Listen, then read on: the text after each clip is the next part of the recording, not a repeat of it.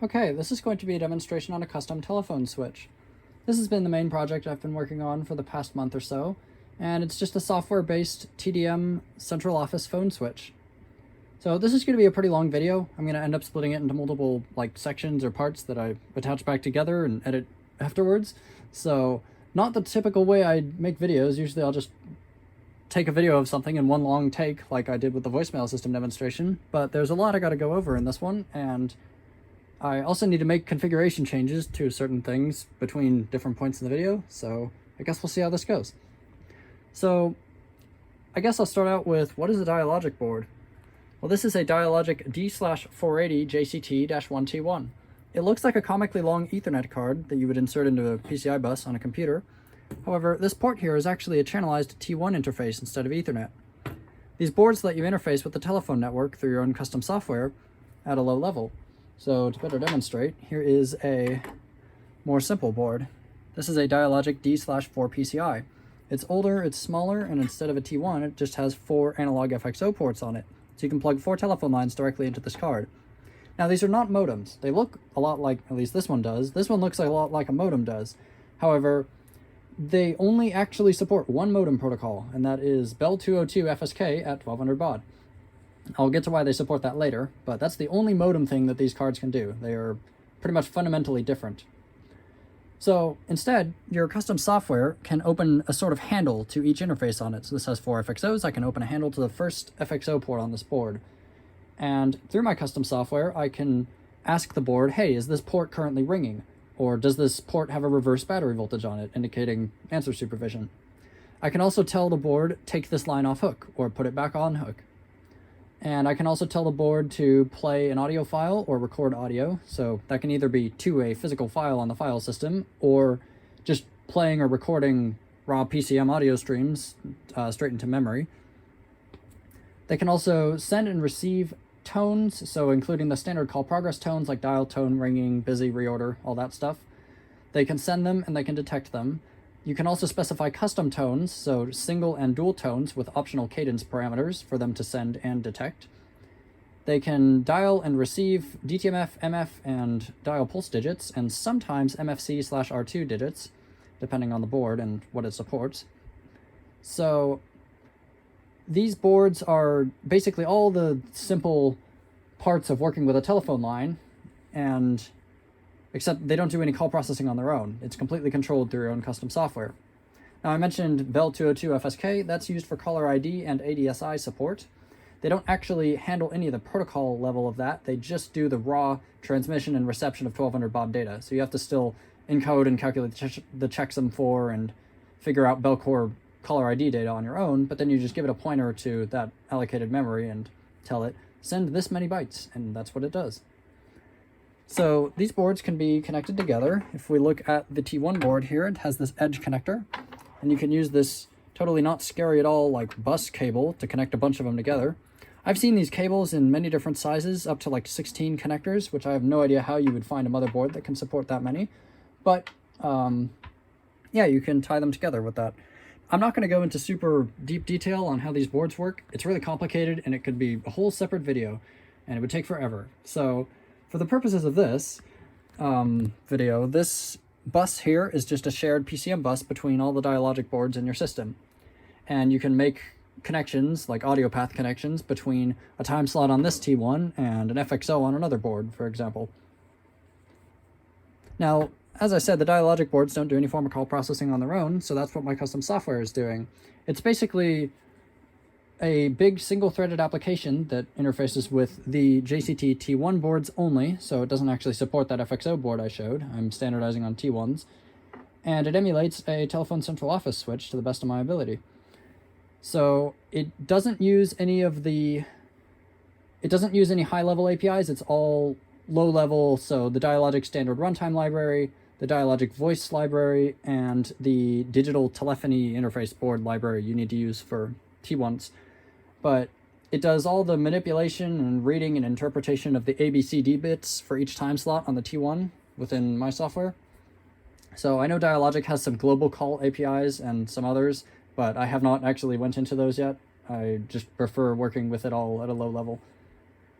Now, the software's written in C. It's running under Windows Server 2003. I actually developed it and compiled it entirely within Visual Studio 2008, which was actually kind of a fun experience because it's quite nice just working with an older IDE that's super snappy, and then all the documentation is within the Dialogic, the included Dialogic documentation, and then the offline copy of MSDN. So that was kind of fun, but it's a big C application. I'm not even really going to show the software itself because it's actually quite boring. It's literally just a console window that opens and connects to all the boards. So everything, the software is actually running on a server in my room under my desk, which I guess I can show you that. So we come in here. Down here is a Dell PowerEdge 1600 SC. This is the server which my software is running on. There's also this Paradigm ComSphere 3810 modem on top of it, which we'll get to later. That's plugged into a serial port on the server. But yeah, I'm not really going to show the software itself because, quite honestly, there's nothing to see there.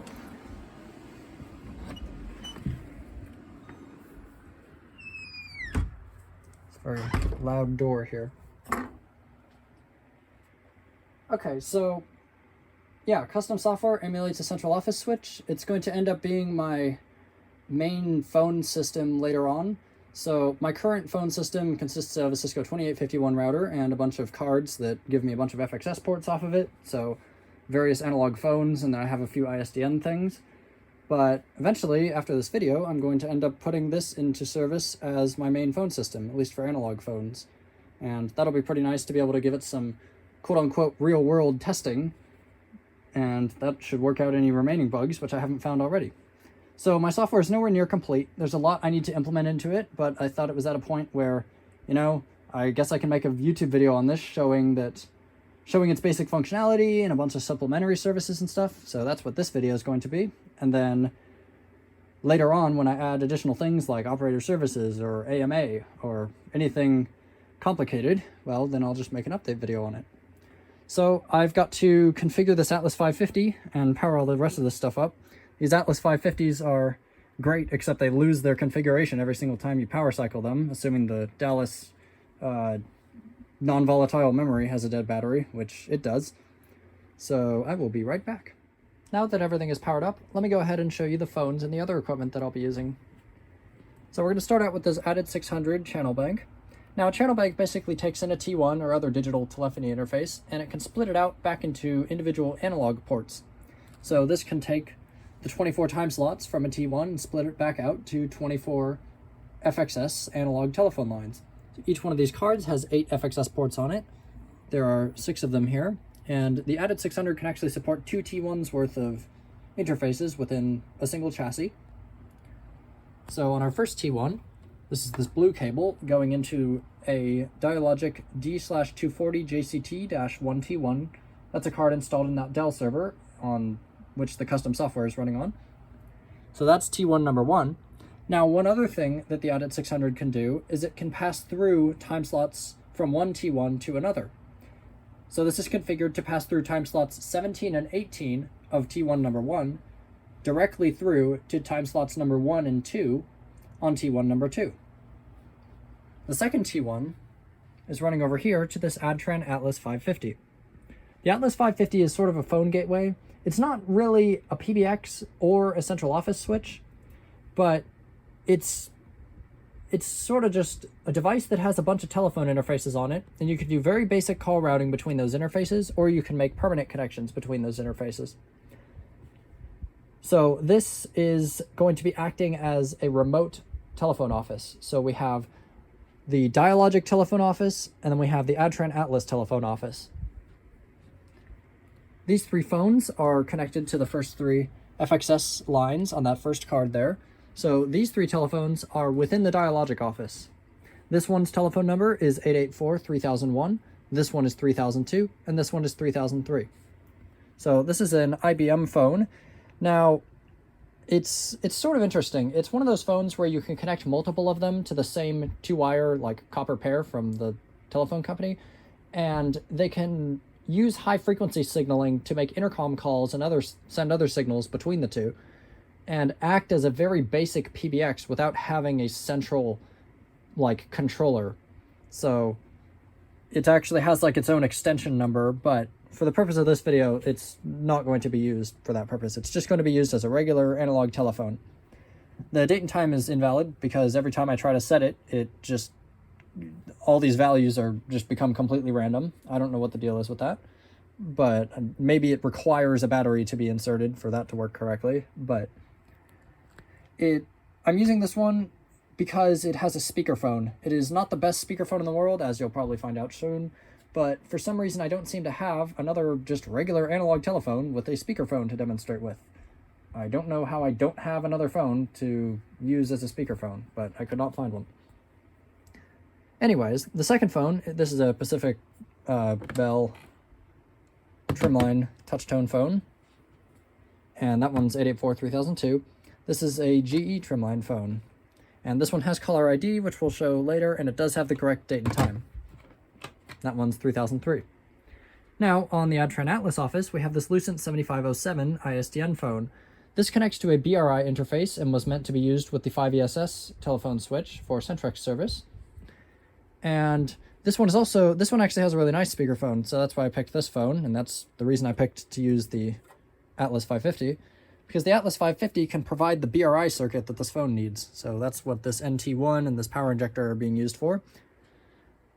The Atlas 550 is assigned office code 555, so the Dialogic phone switch is 884 and then 4 digits. The Atlas is 555 and then 4 digits. This ISDN phone is assigned 555-0001. Over here we also have this US Robotics Courier modem and this ThinkPad, which I'll be using later to access the terminal interface for configuring the Dialogic switch. I will be showing that later on. But for now, all these telephones on the Dialogic office are configured for the very basic feature set. They have nothing special configured on them. There's no call waiting or caller ID or anything. Just they have a telephone number and they have a port assignment. So I'm just going to start out with the very basic call processing, and then I will move on to supplementary services later. So to start out, you can pick up the phone and get a dial tone, as you would expect. You can hang up, the dial tone goes away. That's no surprise. We can pick up this phone and dial another one. So let's dial this trim line. This phone gets a ringback signal. This phone rings. We can answer this. And now we're on a call. And if I hang up this phone, you can hear the click there. That was the forward disconnect signal. And this phone is now disconnected. So that is a very basic telephone call. Now, if you try to call someone who's already on the phone, so let's get a call up between these two. So those are now on a call. If I can arrange this cable a little better. Now if I try to call this trim line, we're going to get a busy signal. So that's still basic call processing. Now if we pick up the phone and we do not dial anything, we will get a permanent signal announcement. So I'm going to pick this up because it's going to take a minute. It gives you about 20 seconds, I think I have it set at, to dial. And most other equipment like ATAs and the Cisco routers I typically use for my main phone system don't have any form of proper handling of this, so they'll either give you a busy or they'll just time out and give you silence. If you'd like to make a call, please hang up and try again. If you need help, hang up and then dial your operator. This is a recording. So that's the permanent signal announcement. It's going to loop it once more, then it's going to give us another forward disconnect signal, and then it's going to give the receiver off-hook tone. And it will stay like this indefinitely. Now that tone isn't actually as loud as it should be. I have it set at the same level as a regular dial tone or reorder just to avoid totally blasting my ears when I was developing this, but I will fix that later. But that's the permanent signal handling. And you will also go to permanent signal if you're disconnected from a call and you don't hang up. So if we pick up, this person hangs up. Now we get 10 seconds, and then it will go to permanent signal again.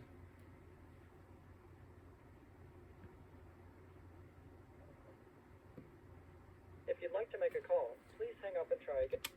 So that's how permanent signal and disconnects are handled. Now, there's a few different announcements we can get based on different error conditions or if we dial invalid numbers. So first off, let's try dialing a number that's a valid number for a telephone on the Dialogic phone switch, but it's not currently assigned. So we could pick this up and dial 884-3009. There's no telephone on that number. The number you have reached is not in service at this time. Please check the number and try your call again. This is a recording. So that's the number not in service recording. The number... And that is given whenever you dial a number which matches the...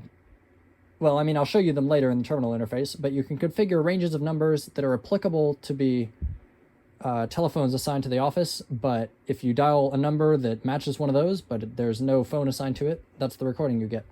Now, if you dial something completely invalid that the Dialogic switch cannot find a route to, it will give you a different announcement. So let's just dial like £9. Your call could not be completed as dialed. Please check the number and try your call again. If you need help, hang up and then dial your operator. This is a recording. Your call could not be completed as... So that's the cannot be completed as dialed. So that will occur whether you call a number that's totally invalid and not at all well formed, or if you call a number which the switch does not have doesn't have any route out to. So now that's all. This has all been inter-office calls. So let's demonstrate an intra-office call. So I'm going to dial 555-0001, which is this phone from the Dialogic office.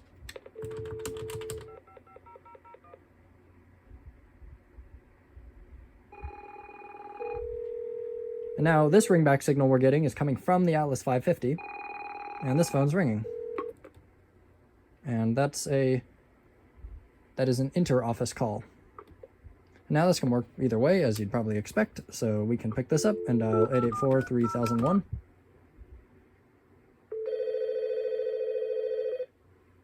And there we go. Now, one other thing I'll show you is if you don't answer a call. So let's call this phone.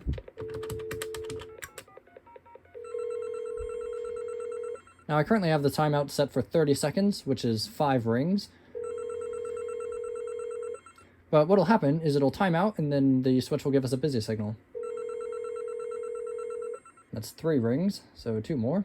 If you set no timeout, like if you set the timeout to 0, then it'll just ring indefinitely.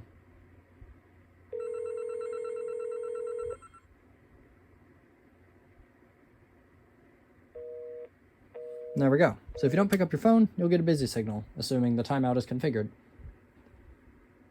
Now, there is another announcement we can get if all trunks to another office we're trying to dial are currently busy. So I mentioned there's only 2 time slots connected to the Atlas 550. If both of them are currently in use and we try to make another call to that office, well then we're going to get an announcement saying that all circuits are busy now. So let's get both of those trunks in use. Not 8.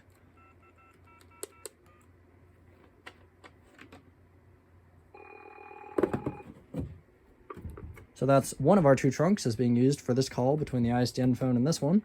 And now, when you call another office, assuming that we're using all robbed bit signaling cast trunks, which is what's set up here. So there's no ISDN involved, there's no signaling system number 7 involved.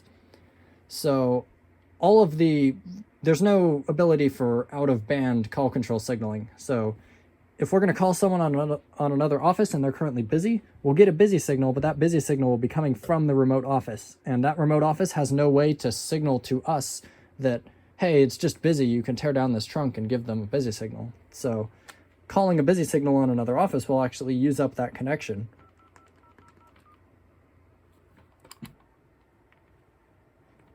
Not sure if you can hear it, but getting a busy signal from the Atlas. So now, both of our 2 trunks are in use, so if I try to call something on the Atlas from another phone, we'll get the all circuits are busy now announcement.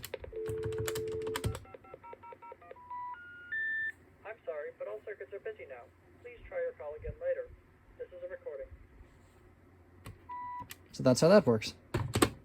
Now, there's one more I can show you, which is if a supervision error is occurring when attempting to make a call to another office. So I'm going to disconnect this T1 line that's going between the ADIT 600 and the Atlas. So now, if we go over here, the ADIT 600 knows that that second T1 is down.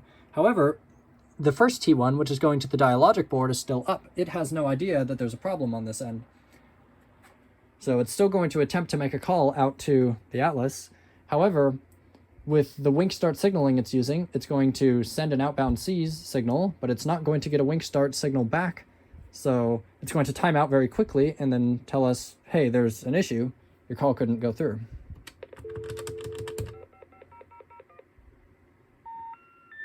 I'm sorry, but due to a temporary equipment failure, your call did not go through. Please try your call again later.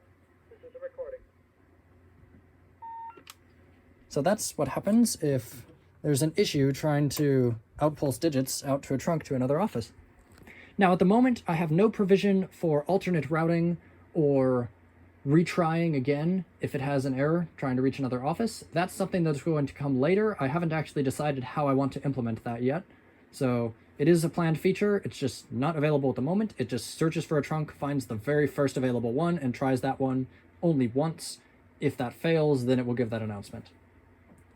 Now, one thing you might have noticed is the SIT, the 3 tones that it plays before an announcement that are ascending in pitch.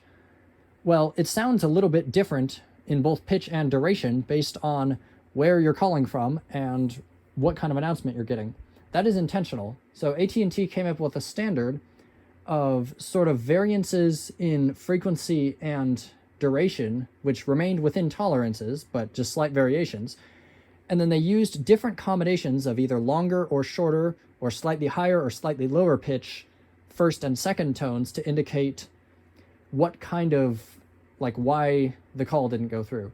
So if you get an announcement for a completely invalid number, that tone is going to sound slightly different versus if you were to get an announcement for all circuits are busy now.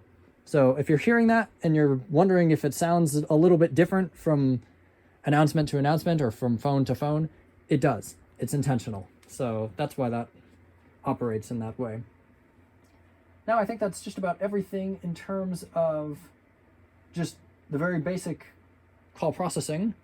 I guess I can show you a reorder signal from the Atlas 550. So it works the same as a busy if we dial something that's not a valid number.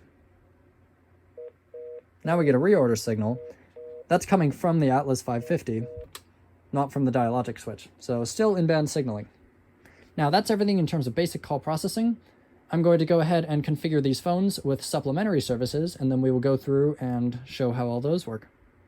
Okay, the first supplementary service I'm going to show is caller ID and calling party name. So let's go ahead and call this phone from this one. So this one's 884-3002. And we're calling 884-3001. After the first ring, we get our caller ID. So if we answer this, that's transmitted using the Bell 202 1200 baud FSK. So the top line is the number and the bottom line is the name. So I've just named each phone based on, I guess, a description of the phone. So that's caller ID being sent. And this does support caller ID presentation and restriction. So what we can do is we can dial *67 and we'll get a recall dial tone. And that's indicating, okay, I've got this supplementary service code you've entered, now you can dial your number. So what I'll do is I will pick up this one, dial *67, and then dial the number. And this time, we'll see that the caller ID is labeled as private. So that allows the calling party to block presentation of their caller ID if they want to do that. Now, the next, I guess, simplest service to show is redial. So a lot of phones, including most of these, if not all, have a redial button, and that just dials the last number that you placed a call to again. Now, not every phone had this for the longest time, so you can have redial within the central office switch itself. You do that by dialing *#. So let's first call this phone. And we were talking to this person, hang up our call. If we want to quickly dial them back, we can just dial *#. And that will just dial the last number that we placed a successful call to. So by that, I mean, if we dial something that doesn't go through, it won't add that to, it won't store a number that is invalid as your last outgoing call. So if you were to call this person and then dial something and get a number not in service announcement, when you dial *#, it'll ring this phone again. So that's placing a call back out to the last outgoing number.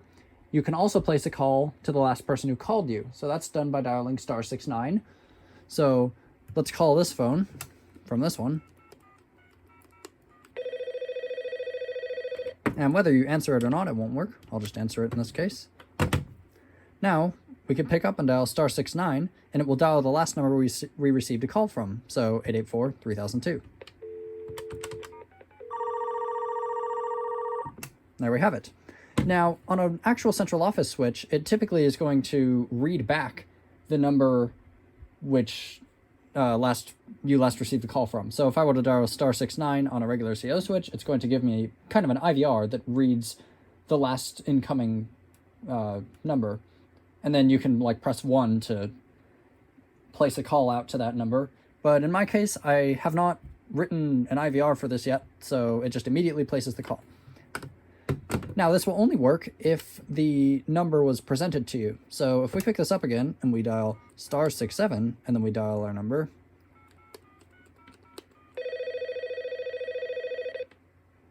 I'll just hang up this time. Now if we try to dial *69, we're going to get a reorder signal because the last incoming call was from a private caller. So the number wasn't presented, so if it weren't for *69, you would usually be just dialing the number manually, and since you don't know it, well, it's not going to let you place a call out to that subscriber because that would kind of reveal their number to you in a way. Now, the next feature is speed calling. So you can store speed dial numbers within the central office switch on a line-by-line basis. So what we do is we can pick up and dial *74, and now we get a feature dial tone. And what we want to do is we want to dial the index of the speed dial that we want to use. So let's assign a number to 0, and then the number we want to assign to it, and then pound. And we get a feature confirmation feature dial tone. So now we've stored the number 884-3002 into speed dial slot 0. You can assign it from any of the numerical digits, so not star or pound. Now, to access a speed dial, you just dial pound followed by the digit. So we just set up number 0, so let's speed dial number 0. And that works. Now, to clear it out, if you wanted to delete this number, you could either just overwrite it with a new one, or if you just want to actually clear that slot, you can dial *74, the digit, and just press pound. Now it's cleared, so that's no longer a valid speed dial. Now, I've also implemented a second sort of number you can dial to reach a speed dial. So on my current phone system with my Cisco router, I didn't really know I still don't know what a proper speed calling digit sequence is. I'm just using #0 because I've seen it before on, I think it was a 1ESS. But in my Cisco system, I always used ** and a single digit for speed dials. So I may as well have implemented that too. So let's set that up. So we can either do #0 or **0, and that works as well. Now, one thing about this that's a little different is you can put whatever number you want in a speed dial. All that a speed dial is doing is it's emulating as if you had called that number manually from your telephone. So we can absolutely store an invalid number in there. So let's do that just for fun. And now if we call this, we're going to get a call could not be completed as dialed because when we dial #0, it basically clears out the number that you've dialed so far, fills it with whatever was in the speed dial slot, and then places a call as if you had just dialed it. So there is nothing stopping you from putting a completely invalid number in there. Now, the next feature I'll show you is Do Not Disturb. So if you didn't want anybody to be able to call you for a while, what you can do is you can pick up your phone and dial *78. We get a feature confirmation dial tone. Do Not Disturb is now enabled. And actually, I just realized I should demonstrate that on another phone. So to disable it, you could dial *79. So let's actually enable it on this one. And then let's try to call this one. We're on hook, we're in an idle state, typically could receive a call right now, but because we have Do Not Disturb enabled, we just get a busy signal.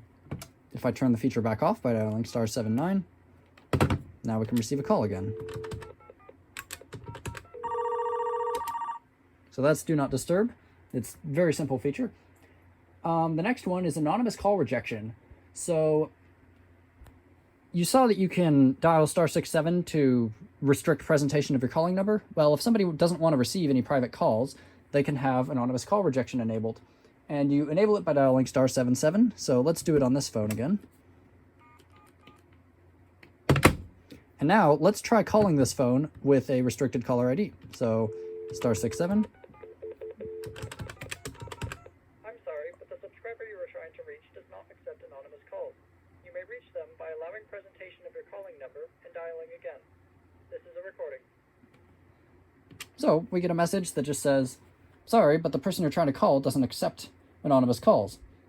But if we do present our caller ID by not dialing *67 first, the call is allowed. Now we can turn that feature back off by dialing *87.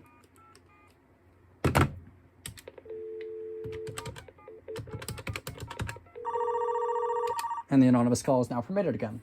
So that feature can be toggled. And one thing to note is in an ANI fail condition, so if the switch cannot identify the calling number, whether it be a restriction based on the trunk that it's using does not pass ANI, or if for some reason you created a line and did not specify a primary DN for it, which, I mean, I'll show that in the terminal interface later, the switch doesn't actually have a calling number, and that will absolutely bypass the anonymous call rejection. So anonymous call rejection only applies to calls where the ANI and or calling party number is known, but presentation is restricted. So that's how that works. Next up is ring again. This is called ring again, and sometimes continuous redial, sometimes on-hook redial. I've seen it by a bunch of names. I'm pretty sure continuous redial is the standard term for it. But it basically allows you to, if you call someone and you get a busy signal, so I haven't went over call waiting yet, so ignore the fact that I'm dialing *70. So let's get these two on a call. Let's try to call this phone, which is currently busy. So we get a busy signal. What we can do is right after we make a call that gets a busy signal, we can pick up again and dial *66. This has entered a sort of ring again or continuous redial request. Now, we're currently monitoring this phone for whenever it goes back on hook. So let's hang up this call and hang this phone back up. We get a special ring cadence, and the caller ID shows ring again callback. The caller ID number is the number of the phone which is now available. Let's pick up. We get a special stutter dial tone to tell us that, hey, this is not a regular dial tone you've just picked up after ring again request is completed. Now we can either just dial this phone again, or we can dial *66 to just place a call to the phone that's now available.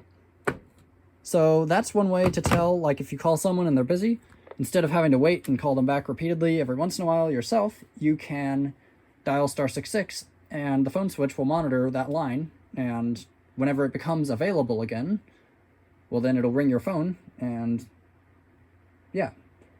Now, this is a inter-office only feature. Now, real central office switches that use SS7, I'm sure there are facility messages that can be sent back and forth to sort of monitor that or like request that feature between different offices, but for now, in my switch, it is an inter-office feature only. So if we dial, let's pick this phone up and try to call it.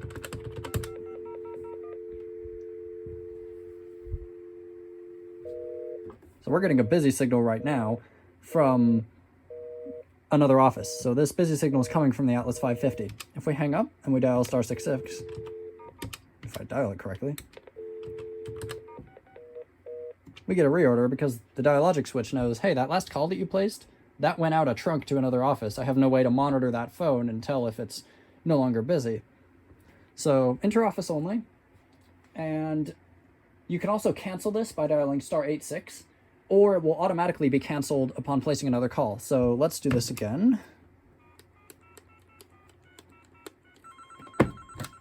So let's call this phone and we'll get a busy signal again. Hang up, pick up again. Now we've activated our ring again feature. And whenever you see me like repeatedly pressing this and this phone not like giving a dial tone, it's just this IBM phone being a little strange. Like, it's nothing to do with the phone switch. Thought I'd mention it. But we have a ring again request entered, and if you currently have one entered, you can pick up and you get a stutter dial tone like this. And that tells you, hey, there's a feature that's currently active. If you make another call right now, you're going to cancel that request. So we can either cancel it by doing *86, or let's just make another call to another phone.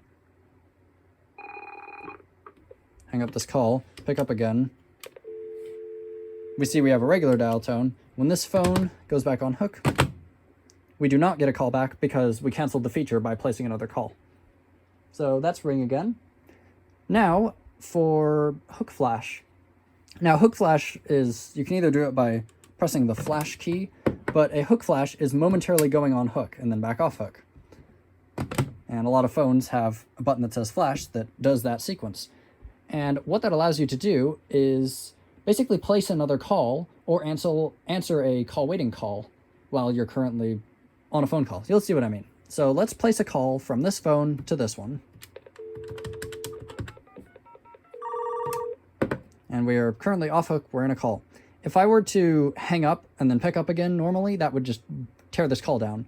But because we have Hookflash support enabled now, I can flash and get a recall dial tone. Now from here I can make another call. So now this phone's currently on hold. We're currently talking to this phone, so that's who we're connected to. And to switch between our calls, we can flash again. Now we're connected to this phone again. And this one is on hold. Now, to hang up one of our calls, let's go back to this one. So we're on this phone. If we hang up now, it's going to terminate the call that we're currently on, but our holding call will ring back to us. So let's hang up. We get ring back. We don't get a caller ID because the call was already established, and now we're back on this one. This phone over here has been disconnected. It's on permanent signal. So that's making another call. Now if you do this, so let's call that phone again. And your other party hangs up. So this phone's on hold. You're currently talking to this one. If this party hangs up, you get a triple burst of dial tone.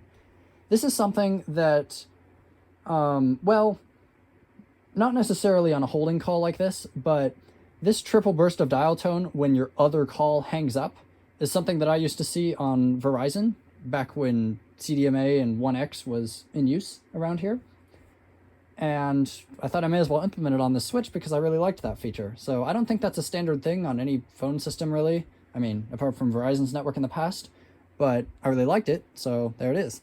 So our other call is dropped, we can flash and get another dial tone, and we can call that one back.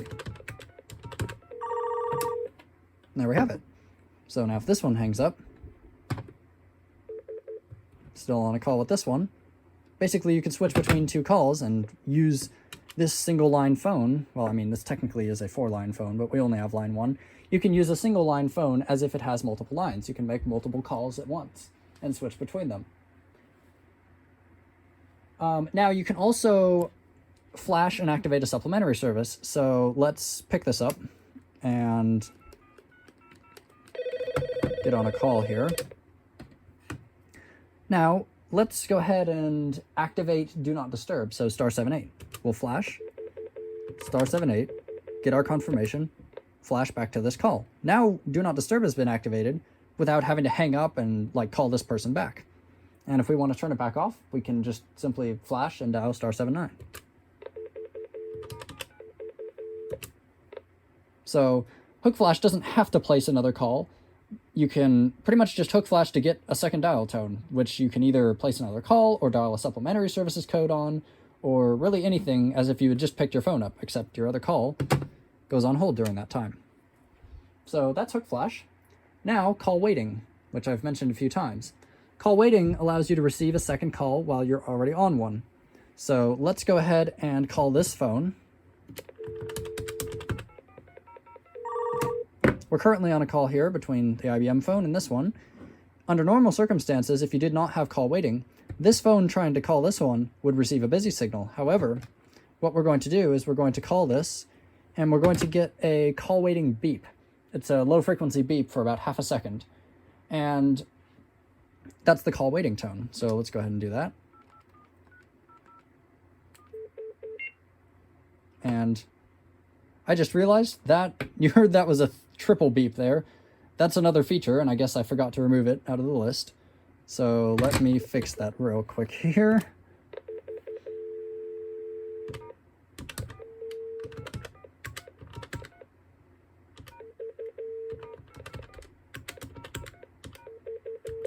Okay. Let's try that again. Okay. That's the regular call waiting tone. So it'll happen every 10 seconds. As long as you have a call that's waiting for you, you'll get that beep. Now you can answer it by hook flashing. Now we're on this one. This call is currently on hold. So that's call waiting. And we can, again, switch between our two calls by doing flash. And we can hang up on a call to drop the call, or if the other party hangs up, it acts just like you had hook flashed and called this person. So if the person who's currently holding hangs up, you get the disconnect tone again. Now that will also happen if your waiting call that's currently ringing hangs up without you answering it first. So let's do that. There's our call waiting call. This person hangs up and gives up on us. Now we get the disconnect tone again. So that's call waiting. Now, if you hear that little beep at the end of the call waiting tone there, that little high-pitched tone, that's what's called the CPE alerting signal, which is really annoying because it's often abbreviated as CAS, which in a more broad sense is typically referring to channel-associated signaling. But that means CPE alerting signal, and what it's used to do is alert a phone that's capable of call waiting with caller ID. And what that phone can do is go on hook momentarily and dial a DTMF A digit. So that's one of the fourth column DTMF tones that you can't usually dial on a phone, but it'll dial a DTMF A, and then the central office switch will respond with caller ID FSK to deliver the caller ID data for the waiting call. This IBM phone does not support it. However, this one does. So let's get on a call with this one.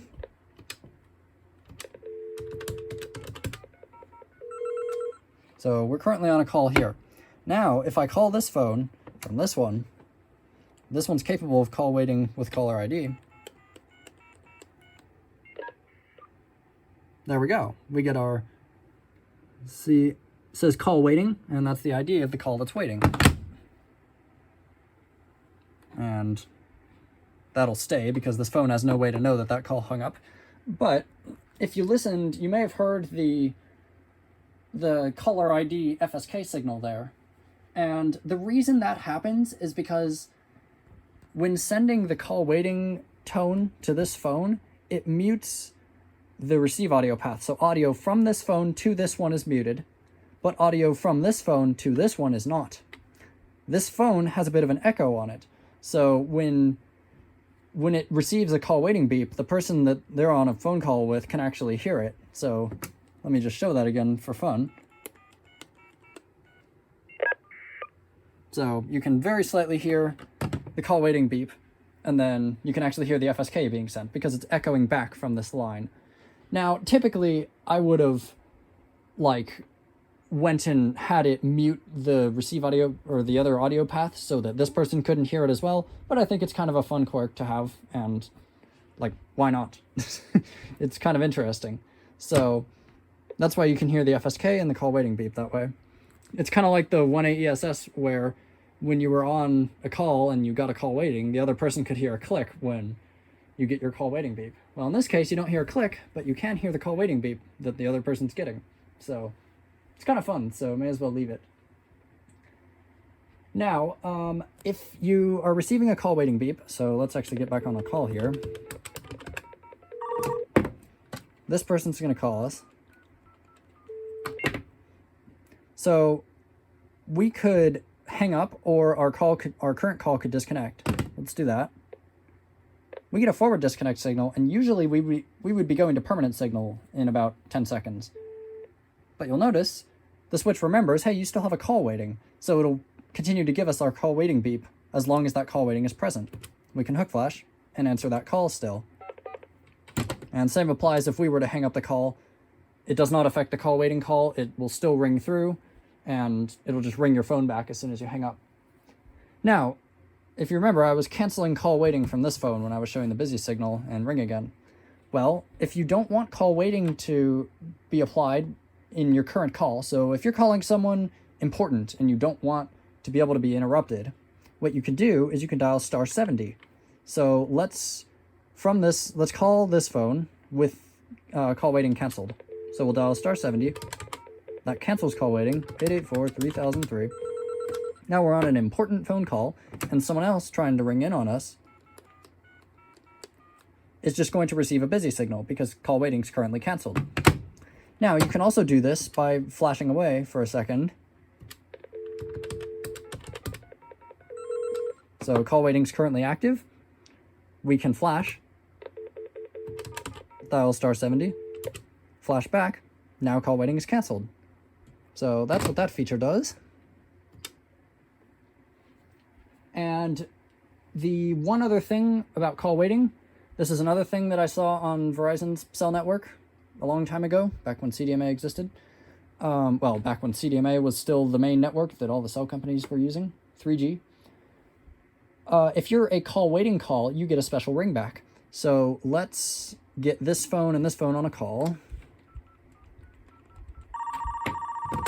So these two are talking. We're going to call this phone again from here.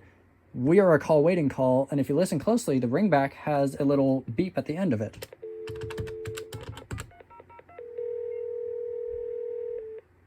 So, at the end of the ringback tone, it changes to one tone for a second. And that's how you know that you are a call that's currently waiting. So the other person you're trying to reach is on another call and they're getting a call waiting beep. It also lets you know. So if it's not important, you could hang up. So that's another feature that isn't really standard in central office switches, but I feel like it's a nice feature to have, so may as well implement it. That's the nice thing about making your own CO switch this way, is you can add whatever you want and change the behavior however you want. So that's call waiting. Alright, sorry for the weird cut there. I encountered a bug when demonstrating this next feature. Of course, you know, when I'm making a video on it, not in the hours of development and testing that I spent before this video. Has to happen at the worst time, but it's fixed now. So the next feature is call transfer. You've seen me Hookflash and switch between two calls and place additional calls, but you don't have to just switch between two calls. You can also be on a call, Hookflash, make a new one, and transfer your holding call to the new destination. So let's call this phone. Pick up. And let's flash. And to signify that this will be a transfer call, we first dial *95, and then dial the other number we want to transfer to. Let's do it to the ISDN phone, so it's a speakerphone.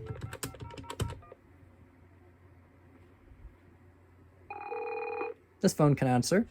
And now we simply hang up to complete our transfer.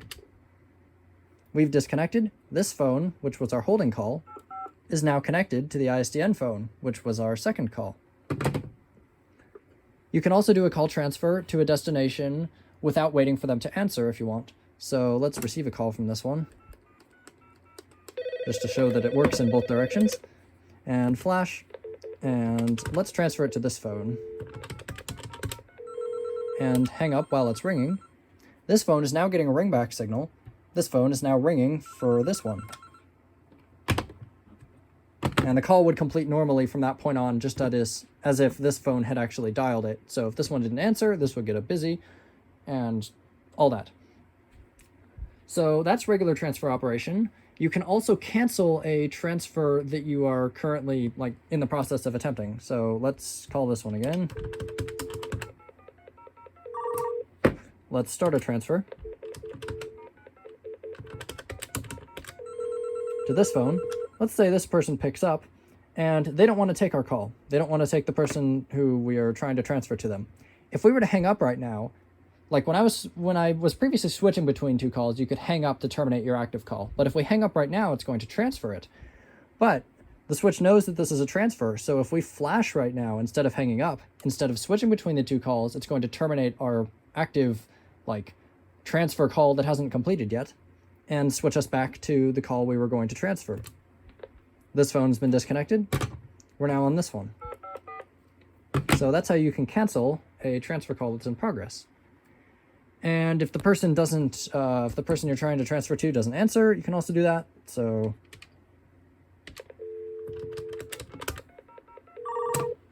let's try this.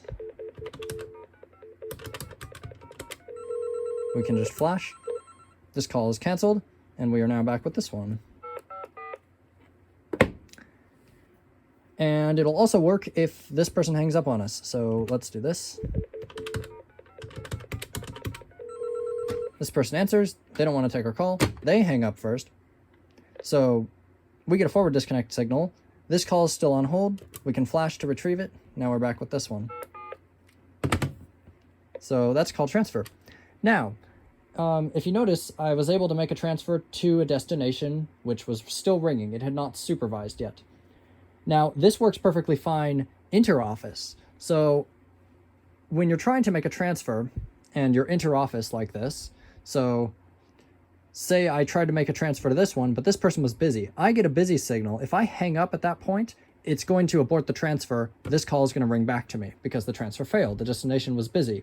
Same if I were to dial an invalid number and reach an announcement.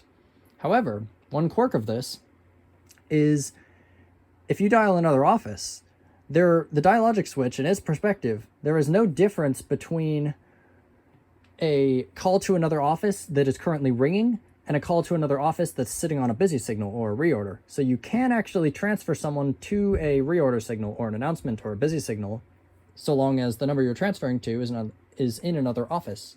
So let's do that. Let's pick this phone up and dial this one. From this one, let's Hookflash and try to transfer to an invalid number on the Atlas. So let's dial 555-0004 and let's hang up. We just got transferred to a reorder signal. It's coming from the Atlas 550. So that's one quirk of transfer operation. The Dialogic phone switch does not have any way to tell that the call that you're trying to transfer to, that's inter-office, is not supervised, but it's also not ringing. You're on a reorder. So that's one quirk of it. And I think that's about it for call transfer. Now, one other feature, which you kind of saw a little bit of earlier, well, not really, but is distinctive ringing. So you already have seen when you get a ring again callback that your phone gets a distinctive ringing cadence. It was not the regular long on and then off ring. It was a special ring. You can also have distinctive ringing as a second telephone number. So this phone is 884-3001, but this phone has a second telephone number of 884-3000. And it has distinctive ringing service enabled. If you call 884-3000, this phone will get a double ring instead of a regular single ring. So let's show that.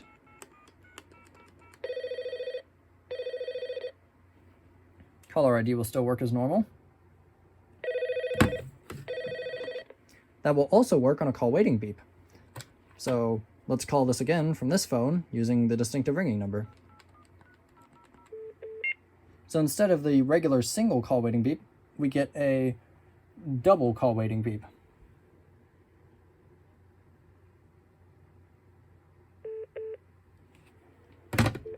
That's distinctive ringing service. One other thing about it is if I have a call waiting call that's using distinctive ringing. Oh, that's my own number. I don't know why I did that. And our current call disconnects. When we hang up, the ringback we're going to get is going to use the distinctive ringing cadence.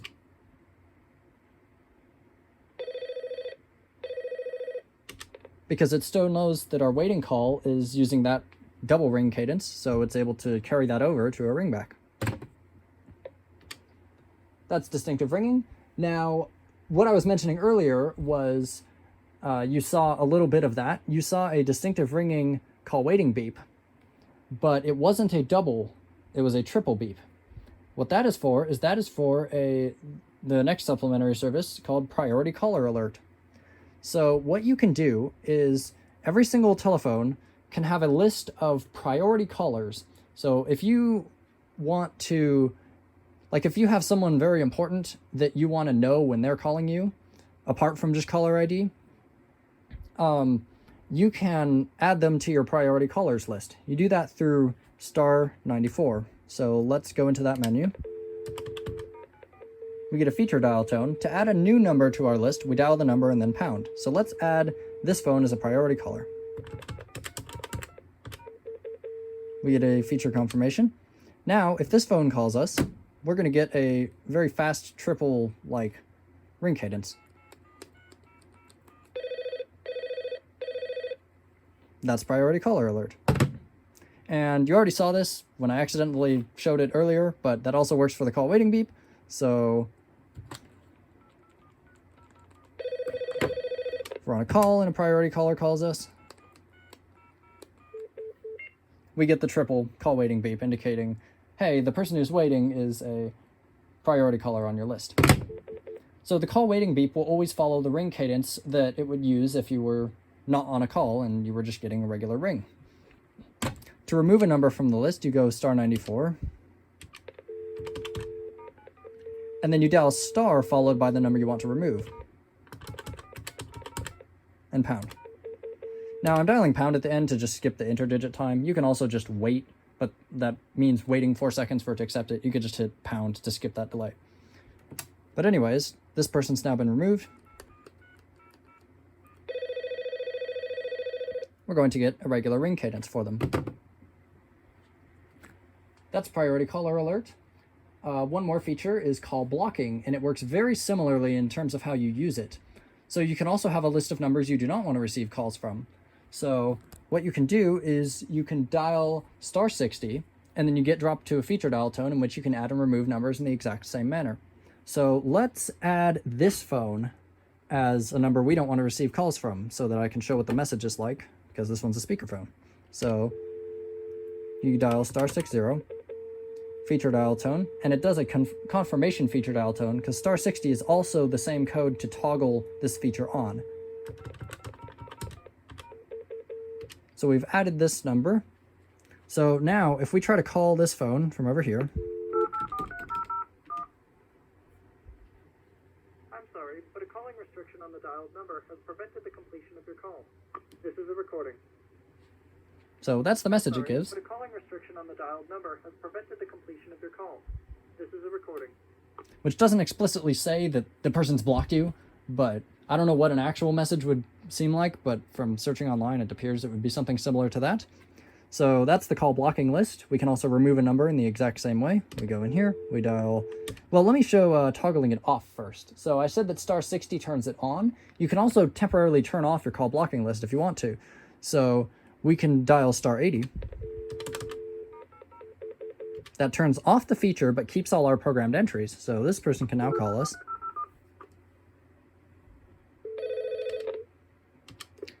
Now, it kept the entry, so we can just dial *60 again to turn the feature back on.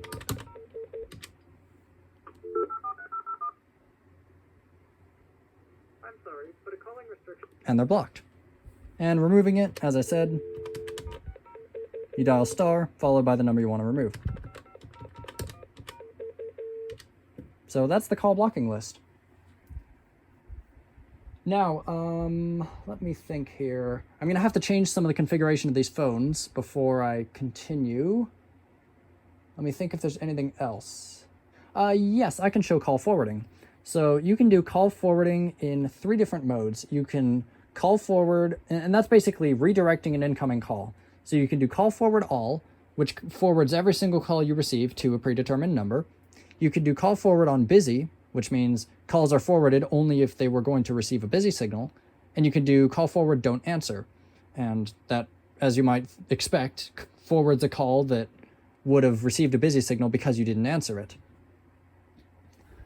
So let me go ahead and demonstrate call forward all. To activate the feature, you do *72. And we get a regular feature dial tone. So this feature can be toggled on and off, just like the call blocking list can. But you can toggle it on, and if it does not have a number, like if the switch doesn't have a call forward all number programmed at the moment, like it doesn't know one, it'll give you the regular feature dial tone. So that's letting you know that, hey, you've turned the feature on, but you need to program a number still. And if you hang up on it then without programming a number, call forwarding is going to remain disabled because there's no number to forward to. So to actually program a number, you dial *72 and then you dial the number you want to forward your calls to. So let's dial *72 and let's forward our calls to the ISDN phone. And it's been confirmed. So let's try calling this phone and we'll see that the call is forwarded to the ISDN phone instead.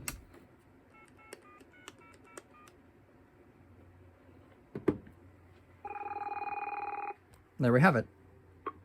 Now, if this phone had caller ID, or rather, if this phone were a line on the office, actually, I haven't tested this yet. Let's try that. Let's give that a shot. So, Bellcore caller ID can pass a forwarded number information over to the phone. I don't actually know if this phone supports it, so let's find out.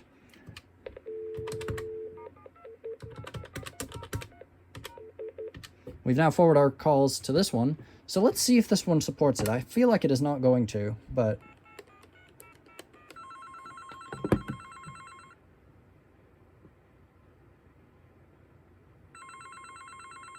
doesn't look like it, considering it did not accept that caller ID packet. Well, anyways, the Type 2 Bellcore caller ID, FSK, does support a attribute you can add to indicate the message, indicate where the call was forwarded from. So if this phone supported it, it clearly doesn't, but if it were to support it, you would see the number of the calling party, so this one, and you would also see the number of the party which forwarded this call to you. So you would see call was from 884-3002, forwarded by 884-3001. Now, this phone doesn't support it, as I said, so I didn't exactly expect it to, but now I'm curious. I'll have to go through and look at my others. But point is, the switch does send that information out. So that's available. You can deactivate call forwarding by doing *73. So now calls will operate as normal. And we can reactivate call forwarding by dialing *72 again, but because it has a number programmed now, it's going to give us a confirmation feature tone. So we don't actually have to enter the forwarding number every single time if it already knew it.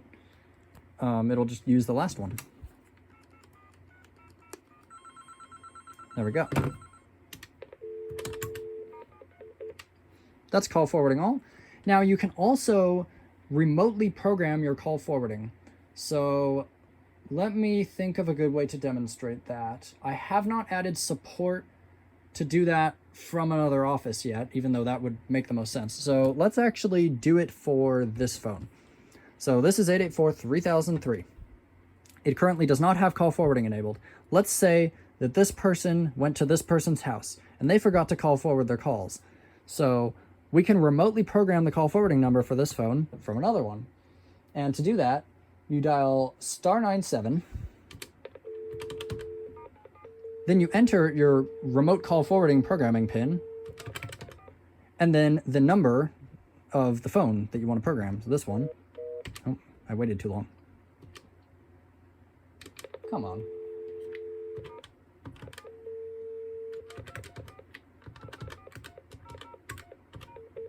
We get a feature confirmation. Now we enter the number we want to forward to. So let's enter this phone. And it's confirmed.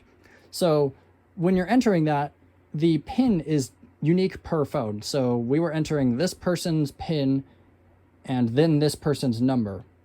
If you entered this person's PIN and then this person's number, it would not work, assuming the PINs were different. But that's how you can remotely program it. And now, if we call this phone, it's forwarded. You can also remotely deactivate call forwarding. So enter our PIN, our number, and just hit pound instead of entering a new number. So now, there we go. Call forwarding has been disabled remotely. So that's remote call forwarding programming. Next up is going to be call forward on busy. However, I don't actually have, that is a feature which is programmable only via the terminal interface. And I have not implemented the command to do that yet. So I'm actually going to go break the program in the debugger and manually edit the struct for one of these lines and enable the number for that. So let me go do that, and then we'll demonstrate call forward on busy. All right, I've updated the configuration values. So let's finish up supplementary services.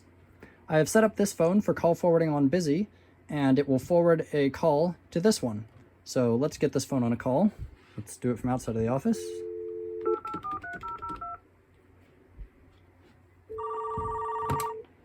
This one's on a call. Let's Hookflash and cancel call waiting, so we can actually get a busy signal.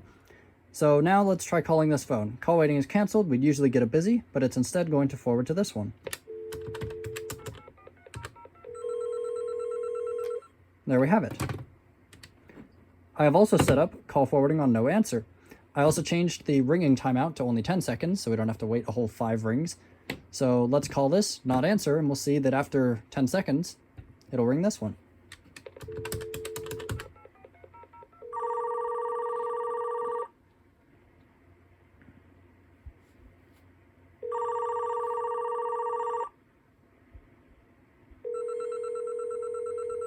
And it does reset the ring cycle when you do that, but there it is. Now, one more supplementary service I have enabled on this one is hotline dialing. Now, this is the function where as soon as you pick up a phone, it dials a predetermined number. You'll often see that with like emergency phones, either in very large commercial buildings, they'll have like dedicated emergency phones, or sometimes swimming pools will have them. But it's a telephone where as soon as you pick it up, it dials a predetermined number. And that's often so that you can have a phone that can dial emergency services, or have a phone that's outside that calls the front desk, but prevents someone from using it to make calls elsewhere. So this phone is set up to hotline dial this one, so as soon as I pick it up, the call goes through. Now, something to keep note of on this feature is, remember, we have Hookflash support on all these lines, and my switching software does not prevent you from having hotline dialing and Hookflash on the same line. So this phone, while it is a hotline phone, if you pick it up and you get on a call with whatever it hotline dials, and then you Hookflash, it will give you a recall dial tone and you can dial whatever you want. So that's a fun thing to try out on various PBXs and other phone systems, because a lot of them, well, I wouldn't say a lot of them. I've came across a few where even if a phone is set up for hotline dialing, you can Hookflash and get a recall dial tone and still make calls to places you probably shouldn't be. So that's hotline dialing.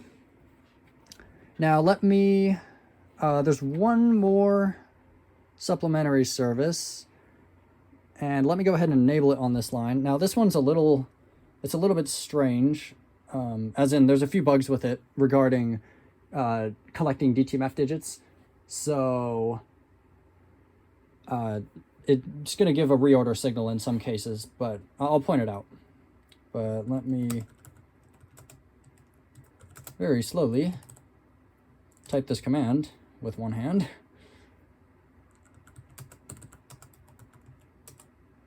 All right, this last supplementary service is a passcode lock.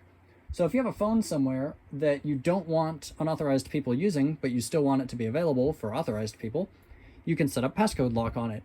And what it does is when you pick it up, it will require the entry of a passcode.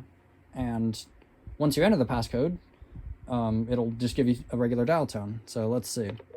Yep, there's the reorder. I knew it. I'll fix that later, but it's just a bug with how the digit collection works. But here's our feature dial tone. We're expected to dial a passcode. The passcode's currently set to 5678. And now we have a regular dial tone. We can make a regular call. If we enter an invalid passcode, we're going to get a reorder signal. There is one significant problem with this feature, which I will fix in the future. I just need to decide how I want to do it, which is this phone cannot dial like 911 at the moment if it's expecting a passcode, which I just need to decide how I want to handle accepting both a passcode or a phone number. I might end up doing it where it'll look if it's the passcode. If it is not the passcode, it'll then look through and see if it's in the list of emergency numbers, and if so, then permit the call anyways. But at the moment, yeah, it's not going to let you make an emergency call. So that's something that I will be fixing in the future. And you can also combine the passcode function with the hotline dialing function. So if you have a phone somewhere where you want it to only be able to dial a predetermined number, but you also only want authorized people to be able to use it to dial that predetermined number, you can set both a passcode lock and hotline dialing. Then you pick it up, you enter your passcode, and once your passcode has been entered successfully, it hotline dials. So those two features can be combined. So let me go ahead and set these phones back. Oh, actually, let me show you one more thing. You can change your PIN from your phone. So to do that, first we're going to have to get a dial tone. Oh, that's not my PIN. And you dial *96. Get a feature dial tone, you enter your old PIN, then you enter the new PIN twice, and pound. Now our PIN's been changed. We try the old one. Doesn't work. Try the new one. It does work. So that's how you can change it. Now that PIN is currently shared between the passcode lock feature and the call forwarding remote programming feature. I might separate that in the future. Not sure. I don't really see much of a problem with keeping it the same between the two. But let me go ahead and reconfigure these lines quickly, well, as quick as I can over here on the terminal interface. I will be showing this next. I'm just making a few changes here so I don't have to make a whole separate take. And then I will show you one more thing. Let's make this one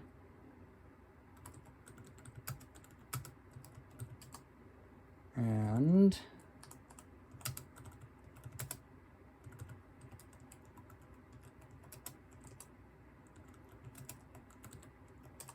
okay, so these phones, unless I forgot to clear that. Oh, I did on the wrong line. One moment.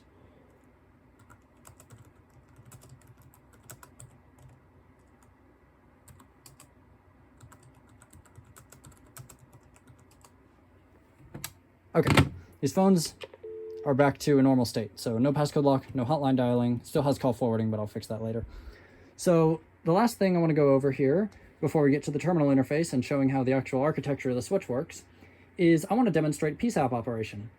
So a PSAP is a public safety answering point. It's the type of place that you dial when you call an emergency number like 911. Now, if you've ever called 911 on a landline, you might know that you can't hang up on them. Once you're on a call with them, they have to release that call. If you hang up, it doesn't do anything. And often they can send a ringback signal and ring your phone again. Now, that part I haven't implemented yet. However, I have implemented it to where you can't hang up on a PSAP. So I have reconfigured this to set the trunk group between the Dialogic office and the Atlas office. The Atlas office is now a PSAP in the Dialogic phone switches perspective. So let's go ahead and dial the standardized PSAP number that we all know and love.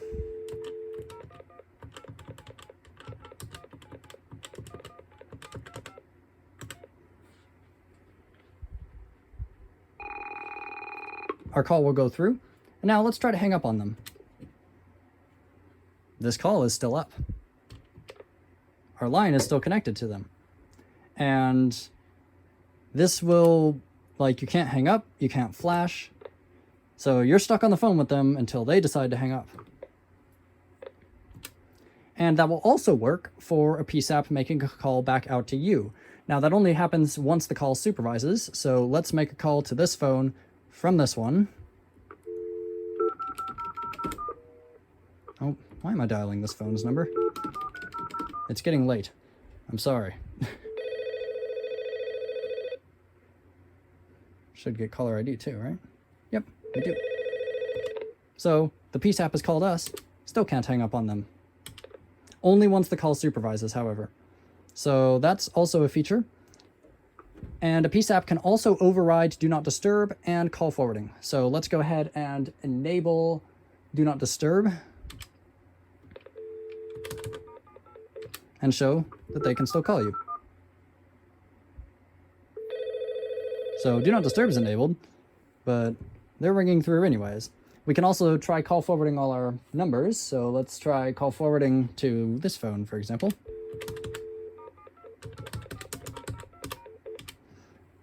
Now we have Do Not Disturb and call forwarding, but still rings through. So that's the current PSAP operation. I do need to figure out how I'm going to do feature group C, which feature group C has some of the tones that a PSAP or an operator services operator can send in the forward direction towards the switch that the subscriber is on to ring their phone back, or in the case of operator services, do a collect or return on a payphone. I don't actually have anything that can encode those tones, at least not easily, so I didn't really bother dealing with that feature right now, but that is in the plan. So that is PSAP operation. Trying to think if there is anything else that I need to demonstrate. I don't believe there is. So that's it for basic operation of this basic operation. That's it for operation of the switch. So we've covered basic call processing, we've covered supplementary services, we've done the PSAP operation, and programming your supplementary services from your phone. So next up is going to be the terminal interface, and I will continue that tomorrow because it is late/early, depending on your definition. All right, now for the terminal interface. So first things first, I don't really have a good way to prop my iPhone up and record all the phones and the Atlas and everything on my workbench here, while also being able to use both hands on the keyboard to show the terminal. So you're just going to be seeing the PuTTY window for this section of the video. Now it's mostly just going to be me explaining things anyways. I don't have that much demonstration to do with the phones. So before I go ahead with the terminal interface, I want to kind of describe how the phone switch routes an incoming call. So an incoming call is either once a subscriber finishes dialing the number that they want to reach, or once a trunk to another office has finished receiving digits from that distant office. So after either of those two conditions, that's a new call, and the first thing that's going to happen is an inbound translation is going to occur. And a translation is basically a list of instructions on how the telephone switch should sort of modify or manipulate strings of digits. So if you had a trunk that was connected to another telephone office, and that telephone office was only going to send you the last 3 digits of the telephone number that was dialed, you would need to use a translation to convert 001 back to 8843001. So you need to prepend 8843 to the number that you received over the trunk. So that's done by a translation. Now, translations can be applied at a line level or a trunk level. So if it's a line that the call is coming from, the translation associated with that specific line is ran. If it's a trunk, the inbound translation associated with that trunk group is ran. I'll get to trunk groups in a second. But anyways, inbound translations occur on either the line or the trunk level. The next step is the switch will perform global translations. So after the call has been received over the line or the trunk and it's been translated at that level, there's also a global translation list, which applies to every single telephone call that passes through the switch, regardless of where it originated from. So once those are executed, we begin searching for how to route the call. The first thing is it's going to go and look through every single telephone line in the office and see if it can find a matching DN. So a DN is a directory number, and that's a telephone number associated with a subscriber telephone line. So if it finds a matching DN, well then it will route the call to that line. Or if the line is busy, it'll give you a busy signal. But if it matches a DN, the call has been decided that it's going to be going to that telephone line. Now, if it doesn't match a specific telephone line, it will then check if the number is like a valid telephone number for a telephone within the office. So there are DN patterns, which I will be showing you, and those define what kind of numbers are valid for like lines within the office. Now, if it does match this, but it did not match, so if it looks like a valid telephone number for a line, but it did not find a line that corresponds to it, it will give you the number is not in service announcement. And in the future, it will be routing you to an AIS trunk, which that's not implemented yet. It will be in the future. But if it did not match a subscriber's DN, and it did not match the pattern that defines what a valid DN number is, then it will go on and try to find a trunk group that accepts the dialed number. Now, a trunk group is basically a set of parameters to use on trunks. So if you have 10 time slots going to another office, instead of having to configure the same parameters 10 times, you basically just configure one trunk group, and you assign all 10 trunks to that trunk group, and then you set all the parameters at the group level. And every single trunk that's assigned to a trunk group will inherit all of the configuration of that trunk group. So it'll search and see if it finds a trunk group that can accept that number. If it does, it will then search for an available trunk within that group, and if it finds one, it will route the call to that trunk, to another office. If it does not find an available trunk within that group, well then it's going to give you the all circuits are busy now announcement. If it does not match a subscriber line, it does not match a trunk group, it's then going to give you the call cannot be completed as dialed announcement. And it will compare the dialed number against the well-formed pattern list, which is a list of, like, it defines what kind of numbers are valid. So you can set up like 7 digits is a valid type of number, but 6 is not, and it didn't match the pattern, so it's not a valid number. This doesn't actually change the announcement that you get, but it does change the SIT variant that you receive before the announcement. So that's what the well-formed pattern is used for. And that's about it for call routing. So that's how the phone switch goes from a new number has been dialed to figuring out where it goes. Now, of course, this is going to get way more complicated over time, so I'm going to have alternate routes and plenty of other things which will determine how a call is routed. And as of right now, it'll also look and see if the dialed number, if it's coming from a subscriber line, it'll check if it's a supplementary services code. So if it gets *67 on a subscriber line, it knows, hey, this isn't a call, this is a request to block outbound caller ID. But if it gets *67 on a trunk, it's not going to go and look, it's not going to go and compare it with that list, it's just going to try to route it normally. Anyways, on to the terminal interface itself. So my PuTTY window here is connected to that US Robotics courier modem, which was sitting next to the channel bank, and we're going to use that to dial the CommSphere 3810 modem that's sitting on top of the Dell server. So the terminal interface is a serial port, so it's a serial terminal, just like a real central office switch would have. However, I thought, it's easy enough to implement some special behavior for modems, like detecting if the modem's carrier signal has dropped, and having drop the DTR signal to disconnect a modem if there's an idle timeout. So may as well just demonstrate this over a modem, because also modems are cool. And I could have just plugged a serial cable straight through, but that's really boring. So let's go ahead and dial the other modem. Just having it repeat the last command. And we're going to be connecting at 4800 baud. So we connected at 4800 baud with error correction, and it's now asking for the username. I'll explain what number 0 means in a second, so let's go ahead and log in, because this has a very short timeout. So here is the sort of welcome or splash screen that you get as soon as you log into a TTY. So whether you're over modem or at a local TTY connected straight to a serial port on the switch, you'll get this same splash screen. Now the 0, that's also displayed up here at the very top left of our screen. So that's just a unique numerical ID for this specific Dialogic telephone switch. So if you had a phone network of a bunch of them, and you wanted to be able to identify a specific switch, it's just a number that ranges from 0 to 255. So this one's currently set as 0. And it's not really used at the moment, apart from just displaying it on the terminal. But in the future, I just need to go and record all the prompts for this and decide how I want to structure it. But in a announcement, like a number is not in service or call cannot be completed as dialed announcement, I'm going to have it add on the switch's ID and the unique ID of the call after giving an announcement. So if you have a network of these and you're listening to a like call could not be completed or all circuits busy announcement, if you listen at the end, you would get the unique ID of the switch itself that the announcement is coming from, so you can tell what you're connected to and where the problem is. So that's the unique numerical switch ID. Now the next thing that's displayed across the top here is the display name of the switch.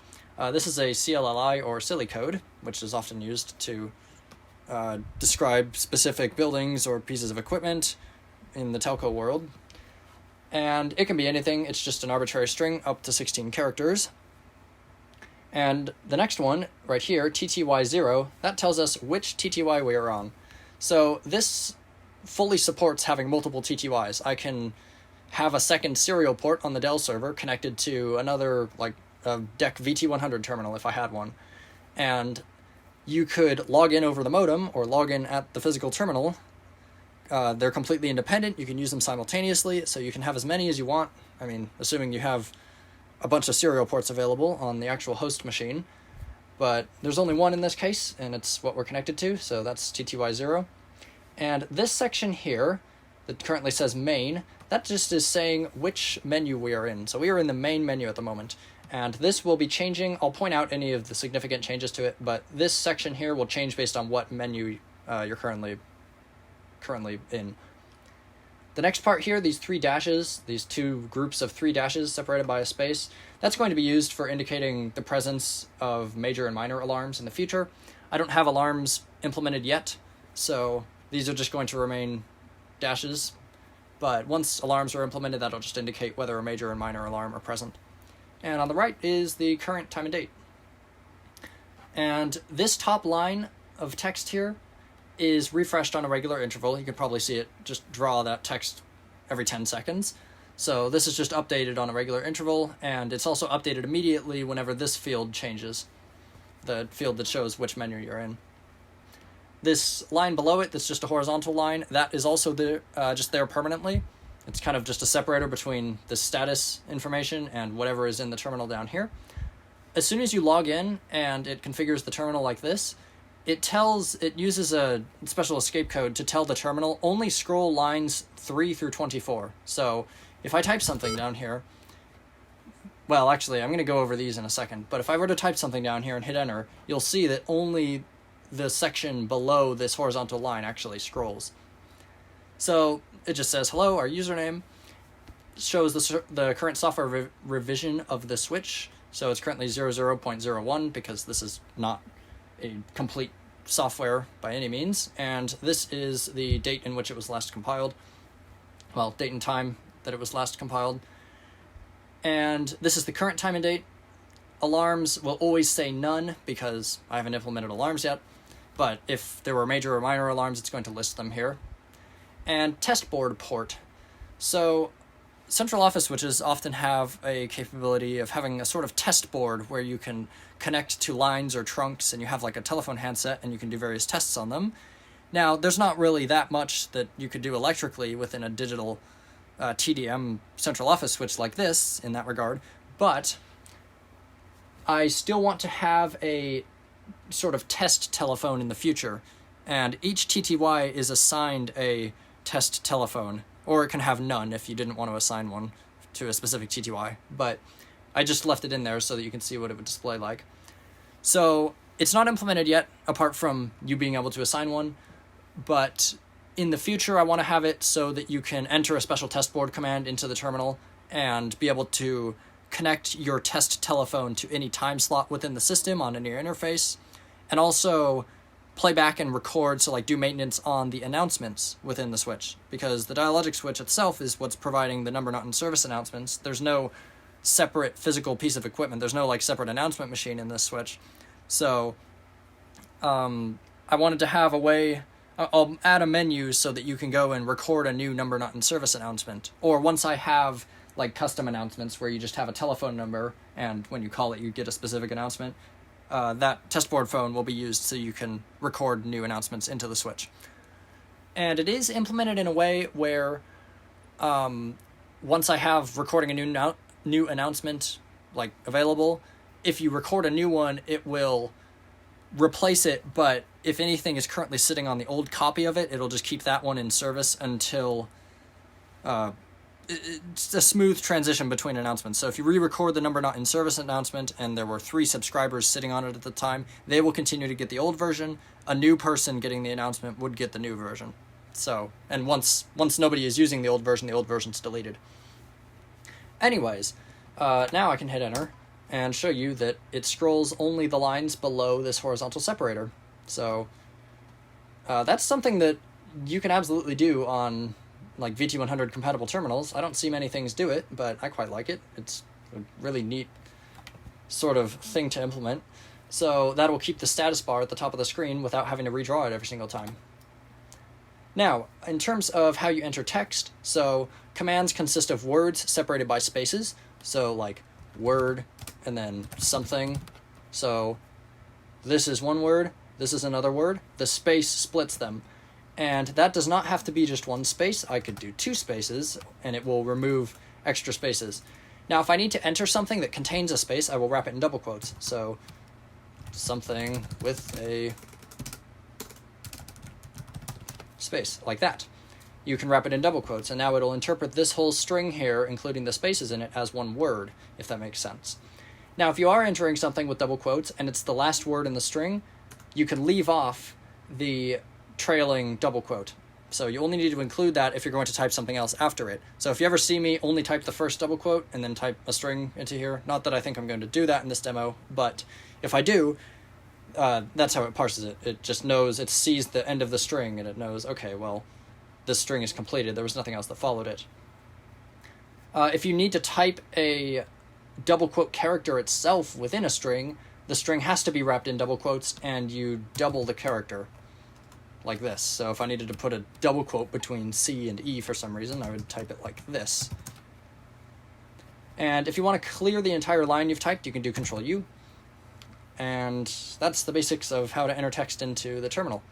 Now, messages that come back and are associated with this specific terminal that you're on start with a % and then a space. So this invalid input message here is telling us that whatever I just typed here is not valid. It's not a valid command. And that this message was directed to us specifically. So once I have automatic message accounting and alarms and everything, there's going to be syslog messages, and you'll be able to monitor those at a terminal. In fact, alarm messages will come up by default at a terminal. So alarm messages will not be started with this %, so you'll be able to tell apart what is a syslog message and what is a response to a command that you just typed. So I guess the first thing I'll show is we can list the TTYs on the system. We type list TTY, and as I said, there's only one, and we're on it, so that's TTY 0, that's the one we're on. COM port column shows the Windows COM port, which that TTY is assigned. The baud rate shows the baud rate that the serial port itself is running at, now not the baud rate which we connected at if we're using a modem. Now the reason this says 115.200, even though we're at 4800, is I don't know if I'm just doing something wrong, but I can't seem to get Windows to use a write buffer when writing to a serial port, like an I/O write buffer. So whenever I call write file to send text to the serial port, it blocks execution of the program until the text is done sending. And as I mentioned, this is a big single-threaded application, so in the past when I was trying with 1200 baud, if it needed to print a lot of text, it would block the entire thread until every single byte exited that serial port, which means if it was printing a full page of text, you could pick up a phone and not get a dial tone until the text was done printing at the TTY. So I need to figure out what I'm doing wrong regarding that, because I know you can have write buffers on serial ports, or I'll have to figure out something else. Maybe I need to use overlapped I/O, I'm not sure. But for now, every TTY is going to be forced to the fastest baud rate because of that problem. The modem column tells whether or not this TTY is using a modem, so the behavior changes whether you have a modem connected or not. It does not actually AT command a modem, it just looks at the carrier detect signal and controls the DTR signal. So if you're at a terminal, to get a login prompt, you hit enter, and then it will give you the login prompt. But if you're on a modem, it'll give you the login prompt as soon as the software sees the carrier detect line transition from low to high. And if you're at a modem, when you log out, or if your session times out, it will drop DTR for about 2 seconds to disconnect the modem that's on that serial port. If you're at a terminal, it just clears the screen and just says, like, the TTY is now available. So that's the modem column. The testboard column shows which testboard is, like, the port number that the testboard for this specific TTY is assigned to. I'll get to how that's notated in a second. The state column shows the current, like, state machine state of this TTY. So there's only one in the system at the moment, so I can't really demonstrate this, but if there were two and the second TTY was idle, this would say idle instead of session. So that's how you can kind of, if you're having like a modem connection issue or something, you can list the TTYs and see the current state of a TTY at any given point in time. And if somebody is logged in, it will show their username here. So usernames are limited up to 8 characters. And usernames are also forced all capital. So when I was logging in and I typed admin, I didn't actually type it in uppercase. The switch itself forces it that way. So that's how you can list TTYs. You can also disconnect a TTY if you wanted to. So if there was a modem connection that was stuck or something, you could list it and then find it, and then you can tell the switch disconnect and then the TTY number. Now we're on TTY 0 and we only have TTY 0, so if I try to do disconnect 0, it's going to tell us what you're trying to disconnect as the TTY you're on. You should just type log out instead. So it won't actually let you drop your own connection just to make sure that everything cleans up properly. But if there were another TTY, I could type disconnect 1 to drop that user's session. And if that does happen, it will print a message first that says the username at TTY where they were. So for us, it would say user admin at TTY0 has disconnected your session, and then it will drop the session. Now that's TTYs, so let me go into the first menu in the system. So we've been in the main menu this whole time. The first menu I'll show you is the system menu. To get in there, you just type system. Now it says system up here, and we're in the system menu. So if I try to do a command that's applicable in the main menu, like disconnect 0, it's going to say it's invalid now because we're not in that menu anymore. So the system menu is global parameters that apply to the entire switch. So I mentioned like the immediate, or I didn't actually mention immediate patterns yet, but I mentioned the patterns that define a well-formed telephone number, and I also mentioned the patterns that define a number that could be a line within our office. Those are the well-formed and DN patterns, and they're in this menu. So we can list pattern well-formed, and here are all our patterns that define what kind of telephone numbers are considered valid and well-formed. So we have 11-digit dialing, we have 7-digit dialing, and then we have that PSAP number. So you'll see that you can do wildcards in these. It's not regex, even though it looks a little bit like regex. Well, if you're used to certain like AdTran equipment. It's similar to regex, but it's not actually regex. So it's character by character only, because I didn't really want to write a regex parser. So if you type a digit, like this match pattern number 2 here, will match this exact string only. So it will match exactly this many digits and only these digits. Match pattern number 1 will match 7 digits. The first digit, the character N, means it can be anything from 2 through 9. So not 0, not 1, not star or pound or A, B, C, or D, just 2 through 9. And X means digits 0 through 9, also excluding A, B, C, D, star, or pound. So pattern number 1 here means a number starting with a digit between 2 through 9 plus 6 more digits that range from 0 through 9. So that's 7-digit dialing pattern. Up here, pattern number 0 means a number that starts with 1 followed by 2 through 9 and then 0 through 9, 0 through 9. You get the idea. Now, the other characters that you can do are a dot, which means any type of digit, whether it be 0 through 9, star, pound, A, B, C, or D. And then you can also do the character T. So let's match pattern number 1 here as an example again. If I were to dial 8 digits into the switch, so like 884, 3001, 7, that would not actually match pattern number 1 here. It has to match the length exactly. However, if you want a pattern that can match a variable number of digits, so say I wanted to match any string of digits starting with a 9. I can make my match pattern 9T. And what that tells the switch is starts with 9, and when it sees T, it says, okay, anything that follows this, ignore it, the pattern matched. So if I wanted to do at least 4 digits, it would be XXXX T, like that. So that's another character you can use. So these are the patterns that define what a valid telephone number is. Now if we list pattern DN, these define what a telephone number that is within our office is. So as you can see here, it's 8843, and then any 3 digits was a number within the Dialogic office. So like all our phones were 884 3001, 3002, 3003. They all matched this pattern. But 884 1000 does not match this pattern. So that one would have gotten, it would have continued down the list and passed, it would not have given a number not in service announcement, it would have went and tried to find a trunk that matches it. Now, immediate patterns, which I mentioned a little bit ago. Let's list those. An immediate pattern is, you would have noticed that every time I was dialing a phone number, I didn't have to wait at the end. As soon as I dialed the 7th digit, the call would just immediately go through. Now, this applies to subscriber telephone lines only. It does not apply to trunks. So trunks they don't use immediate pattern matching like this, but these patterns define what kind of numbers will immediately match. So as the subscriber is dialing, it is real-time comparing it with every single entry in this list here. So ID number 1 is our 7-digit dialing pattern. So if I dialed a 1, it would see, okay, it matches the first character of pattern 1, but not the whole thing. So nothing in this list matches. So let the subscriber dial more digits. Once I reached the 7th digit, it sees that it matches pattern number 1 here, and it immediately submits the call at that point.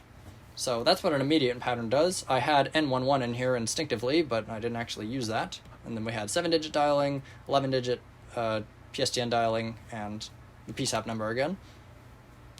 So that's what the immediate patterns are. Now, I was mentioning global translations. Those occur after line or trunk level translations. You also set those within the system menu. So we can list global, and I don't actually have them set up, but if we had a translation profile assigned for global DNIS translation, the profile number would appear here, and the display name of that profile would appear here.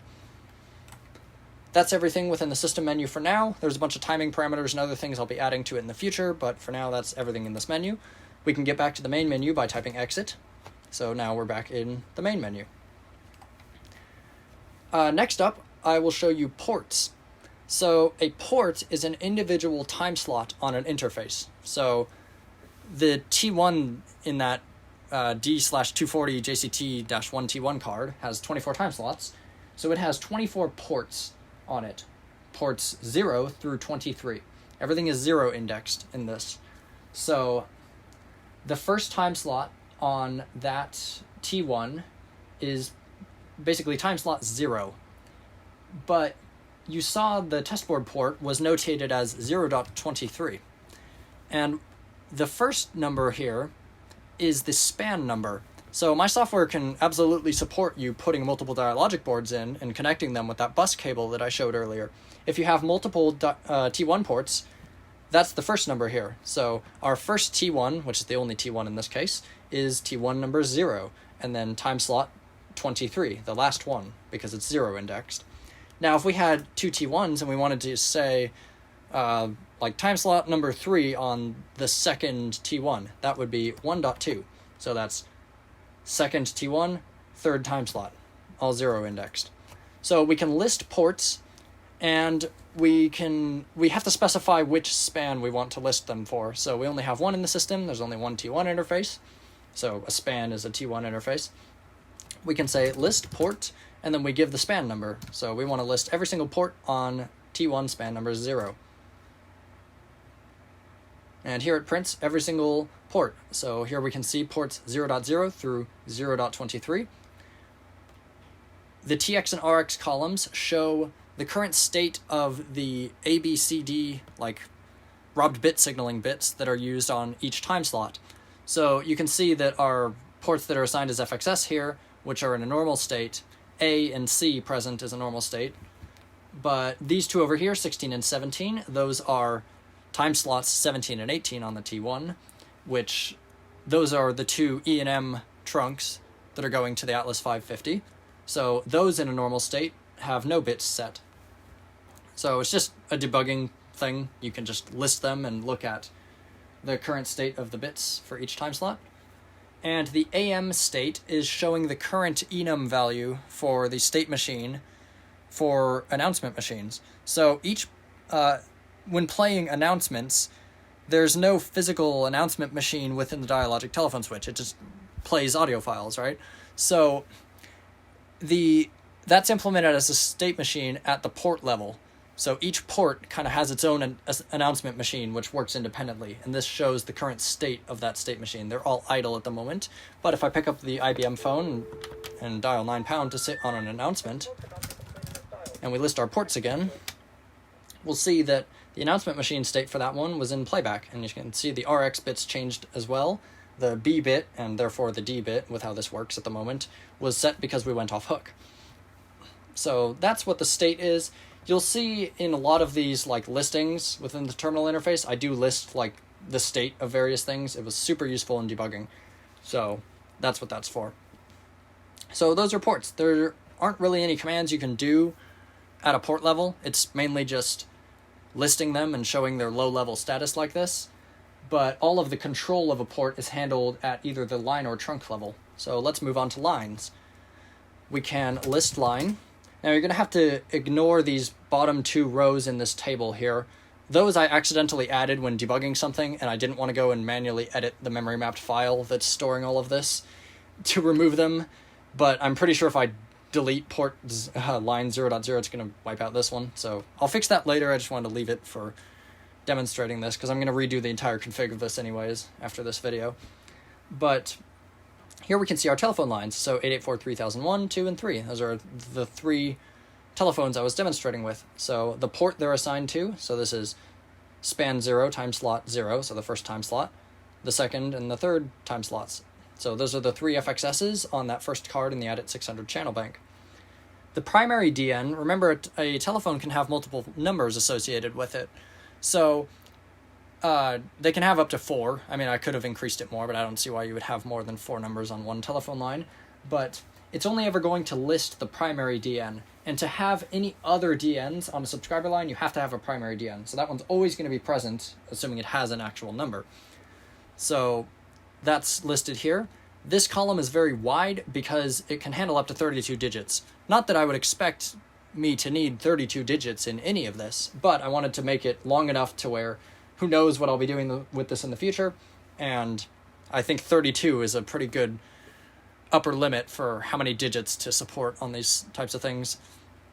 So that's the DN of this subscriber line. CNAM is the caller ID name, so we have the IBM phone, the Pactel phone, the GE phone, and here is the state. So that's showing the state on a line level. So if I pick up the IBM phone, we'll see it's now in the off-hook state. I'm not even going to go into trying to describe how many states there are for one of these lines. There are a lot, but you can just view the current state of a line. Now, if we want to edit a individual line, let's edit the IBM phone.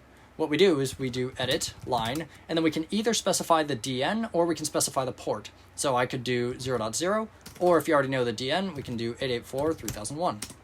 So now you'll see up here, the menu has changed to LN, which is abbreviating line because this is a short field. So we're editing line 0.0, and here's its primary DN. Now that's truncated up to however many could fit in here. I think I could fit 16 on this little section here. If it ends up truncating it, it'll put a plus sign at the end of the string to indicate that there's more digits, but I can't fit them up here. So anyway, we're now editing the IBM telephone's line. Whenever you're editing a record, whether it be a line or a trunk group or a profile or a rule, which I'll get to later, to list all of the current parameters for it, you type dump. And now it's going to print all of the configuration for this specific line. So up here we can see the port assignment is 0.0. Now I'm just going to go from the top down, I guess. So cut battery on out of service. OUS is out of service. So that's an abbreviation that's going to come up in multiple places here. And that is basically changing the state of something to administratively down. So when a line is out of service, it's administratively down and it will not function. And when it's in service, it is up and it will function. So cut battery on out of service means if we take this line out of service, should we drop battery voltage from that subscriber's telephone line? So it's currently set to yes. So if we were to take the IBM phone line, the IBM phone's line out of service, it's going to put that channel on the channel bank into a permanent forward disconnect state to drop battery to the telephone line. If you wanted it to keep battery when out of service, you could set that to no. Now, forward disconnect, it just enables or disables the forward disconnect signal. And I didn't really describe what that was. It's basically just whenever the other end of your call hangs up and you're on a subscriber telephone line, the CO switch drops line voltage for about 2 seconds. Now that's configurable, how long it drops it for, but that's a forward disconnect signal. If you had something that you didn't want to send a forward disconnect signal to, you can disable it here on a line-by-line basis. Now this table down here is the DNs. Right here, CNAM is the caller ID name, and anywhere that we're displaying text in this terminal and it's not within a table like this, it's going to wrap it in double quotes so that you can tell where the text starts and ends. Now, this is the list of DNs, so these are our telephone numbers. We have our primary DN of 884-3001, and the second telephone number I used to demonstrate distinctive ringing of 884-3000. Next up is supplementary services. So this is a list of all the supplementary services that are enabled or disabled on this line.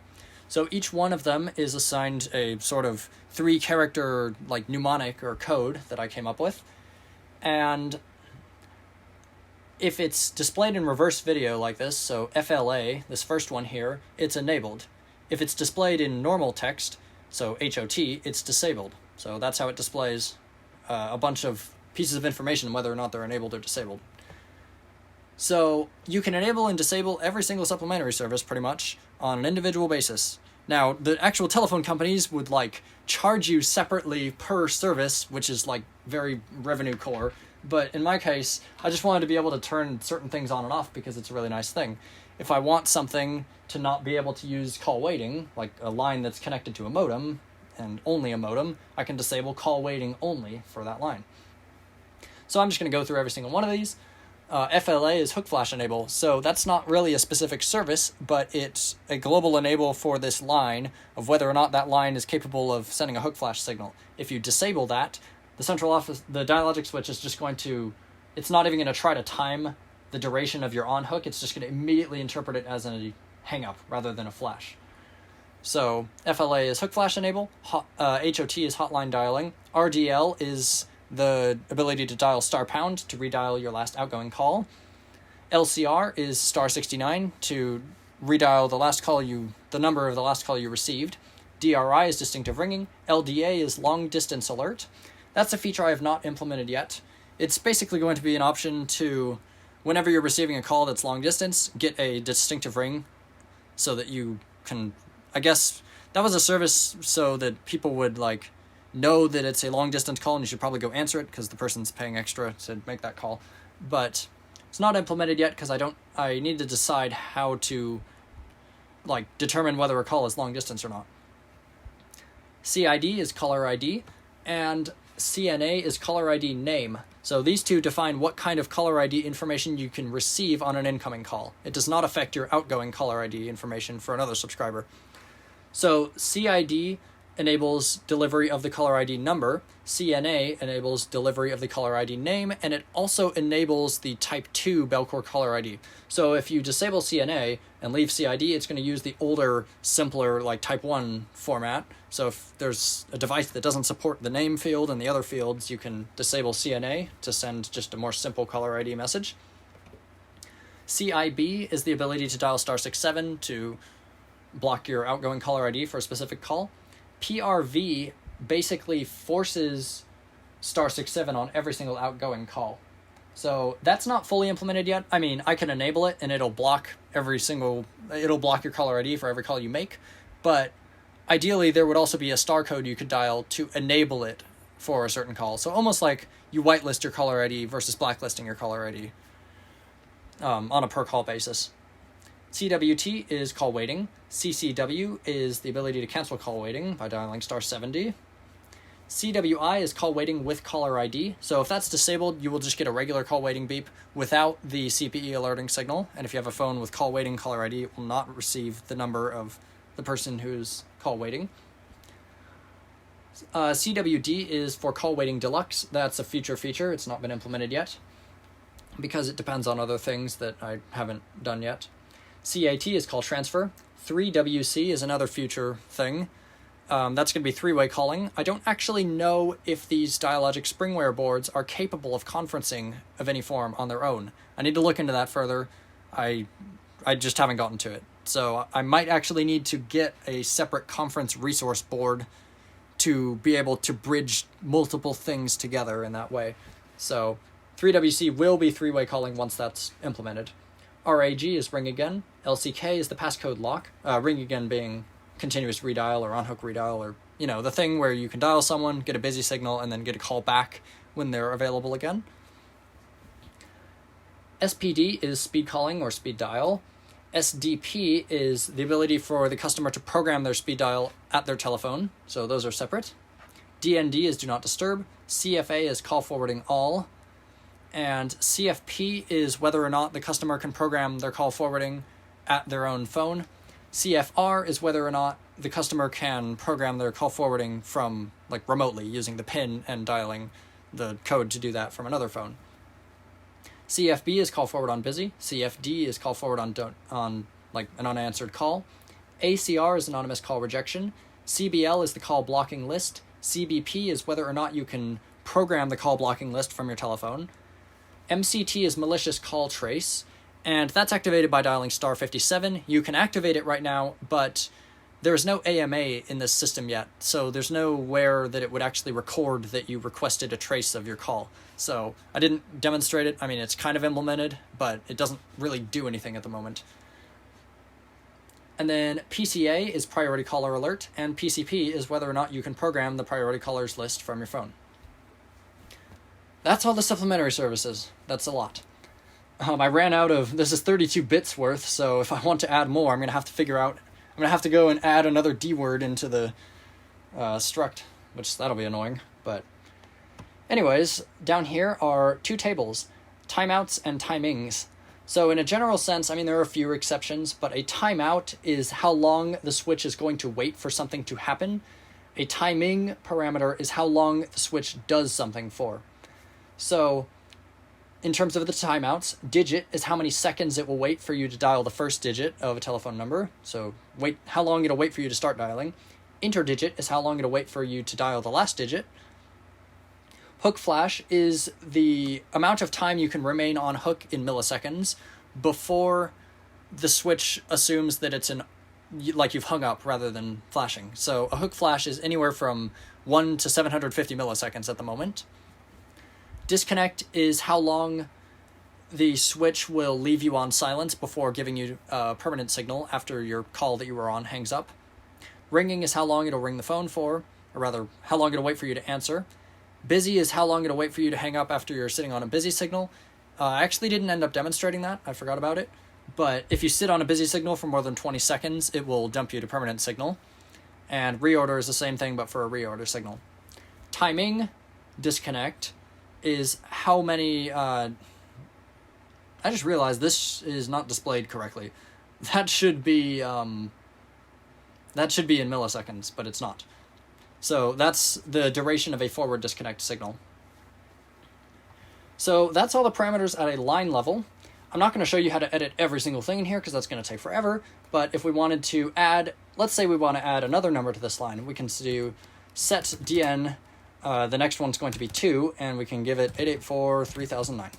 So now we've added another dn to this line. And if we want to enable a supplementary service, we can do set ss, and let's give them the passcode lock feature. So now if we dump and look at our record, now we have another phone number, and we also have the passcode lock feature. You can clear all the supplementary services by doing clear ss star. So now if we look, this line has nothing in terms of supplementary services. You can add multiple individually by doing set ss, and let's give them let's give them caller ID name, call waiting, and call waiting deluxe. Now if we look at it, so you can specify multiple to toggle on or toggle off. You can also do set SS star to set like all the common features. So that's everything that doesn't really interfere with, doesn't necessarily interfere. So it's not going to set like hotline dialing by default, but that's just a quick way to add all the basic supplementary services to something. So that's editing lines. So we can get back to the main menu by doing exit. If I wanted to add a new subscriber, I can do add line and then the port number I want to assign them to. So let's give them 0.3, so the 4th FXS. And then we can give them a DN. So let's make this one 884.0.0.0.4.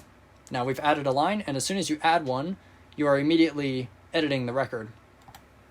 Now if we exit and we list lines, if we look at this one, this new one that we added is currently out of service. So that port, if I look on the front of the channel bank, that light is actually out right now. It's currently doesn't have battery on it. To take something out of service, you do out of service, and you can either do line, or you can do trunk, or you can do trunk group. And then you specify, like, either if it's a trunk you're trying to out of service, you give it the span.timeslot number. If it's a line, you can either give it the span.timeslot or you can give it the DN. So I can do out of service line 0.0. Now if we look at our lines, the IBM phone is out of service. To bring something back into service, you do INS and then the same thing. And we can put our new line that we just added in service by doing ins line 0.3. So now if we look, it tends to help what I'm specifying, what I want to list. Now this one's in service. It's in an idle state. Now to delete a line, you would do delete line and then the port number or the DN. But it's not going to let you do that if the line's in service, because, you know, deleting a subscriber line while they're in the middle of a call, I don't really want that to happen. So that could cause some weird behavior. So we'll first have to out of service our line that we want to delete, then we can delete the line. So that's editing of records. I'm not going to show that for trunks and trunk groups because it works the same way, but let's go ahead and show trunk groups next. So we can list trunk groups, and there's only one. There's just the trunk group that goes to the Atlas 550. That has our two E&M time slots that are going to the Atlas 550. We can edit trunk group 0, and we can do dump to list all its parameters again. So this one has a lot. I'm going to, again, go from top to bottom. So trunk group, it just shows the trunk group number that you're editing. This is the display name of it, in quotes. So that's literally just used to add a description to these records so you can keep track of them better. Allow inbound determines whether or not these trunks can take inbound calls. So if you set that to no and it receives an inbound seize on that trunk, it's going to immediately give it a reorder signal because that trunk isn't supposed to take an inbound call. Allow outbound, if that's set to no, it'll skip over this trunk group and not even try to search for it on outgoing calls. So if you had a group of trunks that were supposed to take inbound calls only, you could set allow outbound to no, and nothing will ever be routed out them. Seize on out of service is when we take a trunk out of service that's in this group, should it send a E&M seize signal. So basically busying out that trunk. Use ANI as CPN. So, and it also displays whether a trunk group is in service or not right here, because I didn't fit that in the table. So, use ANI as CPN. This is a sort of non-standard feature. These are all cast trunks using in-band signaling, whether it be DTMF or MF. So, they can pass ANI, they can pass DNIS, but they cannot pass a calling party number. That is a separate field in the world of telephony. ANI is your billing number, but if you do *67 and you call someone else using *67, they don't see your caller ID, but that telephone switch that took that call does still know who you are because it got the ANI. You can't actually signal whether or not a caller ID is presentable over a cast trunk like this either. At least I haven't been able to find any form of standard that lets you do that. So if I didn't have this option here, I would never be able to get caller ID on cast trunks, which in my case, I don't have ISDN support in this yet, So I would only be getting caller ID on calls within the office. So I've added this option here, use ANI as CPN, which basically tells the switch, I know you're not supposed to do this, but use the ANI as the calling party number and allow it to be presented anyways. So that's what that does. PSAP operation, here's where we define whether or not a trunk is a connection to a PSAP. So if it's set to no, it's just a regular trunk. If it's set to yes, it's a PSAP trunk, and when you call it and the PSAP is off hook, you can't hang up on them. All that behavior is enabled. Now, impulse and outpulse signaling. These two are displayed in a similar manner to the supplementary services on lines. So if it's reversed, like Wink Start is, it's enabled. If it's normal text, like MF is, it's disabled. These are basically parameters for how the switch is supposed to send or receive digits. So it's separate for impulsing versus outpulsing. Impulsing is collecting digits from a remote office on an inbound call. Outpulsing is sending digits to a remote office on an outgoing call. So it's completely customizable in both directions. And these are basically just different options. You can combine any combination of these options to tell it how the signaling should work on a trunk.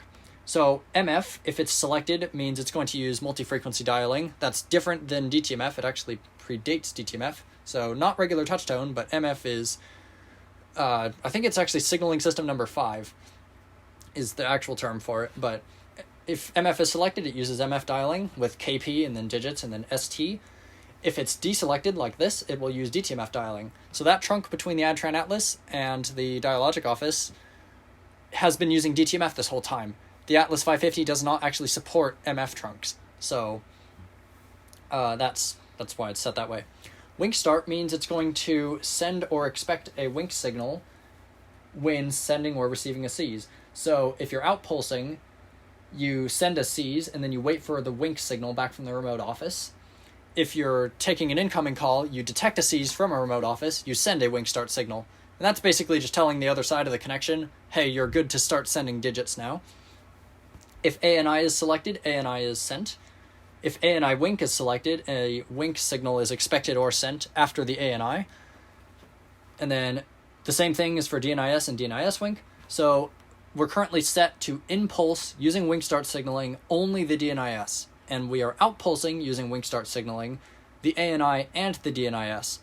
Now, if you have ANI and DNIS, that's going to make it dial them separately. So for MF signaling, if ANI and DNIS are selected, you send a seizure, you get the Wink Start signal back, you send KP, ANI digits, and then ST.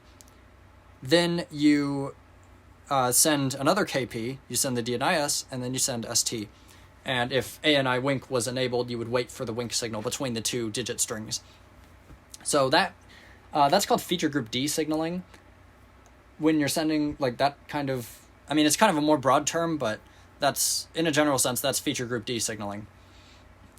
So the next thing here is info digits. So ANI is usually accompanied by 2 information digits that come before it. So if my number was 884-3001, you would see 2 digits, then 884-3001 in the ANI field that you're sending or receiving. And the information digits basically just specify some data about what kind of telephone this is. I think it was primarily used in long distance billing, but there's a different information digits sequence for a coin telephone versus a regular subscriber phone versus a multi-party phone. And if the switch does not know what the ANI is, the info digits are 02. But if the switch, in this case, we only have normal subscriber lines, so assuming ANI is known, the information digits are going to always be 00. So if you have it enabled, it will send or expect those. If you have it disabled, it does not. And DNIS first basically flips around the order of DNIS and ANI when you're sending both. So if you needed to send DNIS and then ANI into a remote office instead of ANI and then DNIS, you can enable this and it flips the order of them. So that's a lot. And as I said, it's you can configure them totally differently between the two. So I did that because it seems like nobody can standardize on how this should work. And instead of implementing every single combination, I was like, you know what? I should just make it a more free-form configuration like this.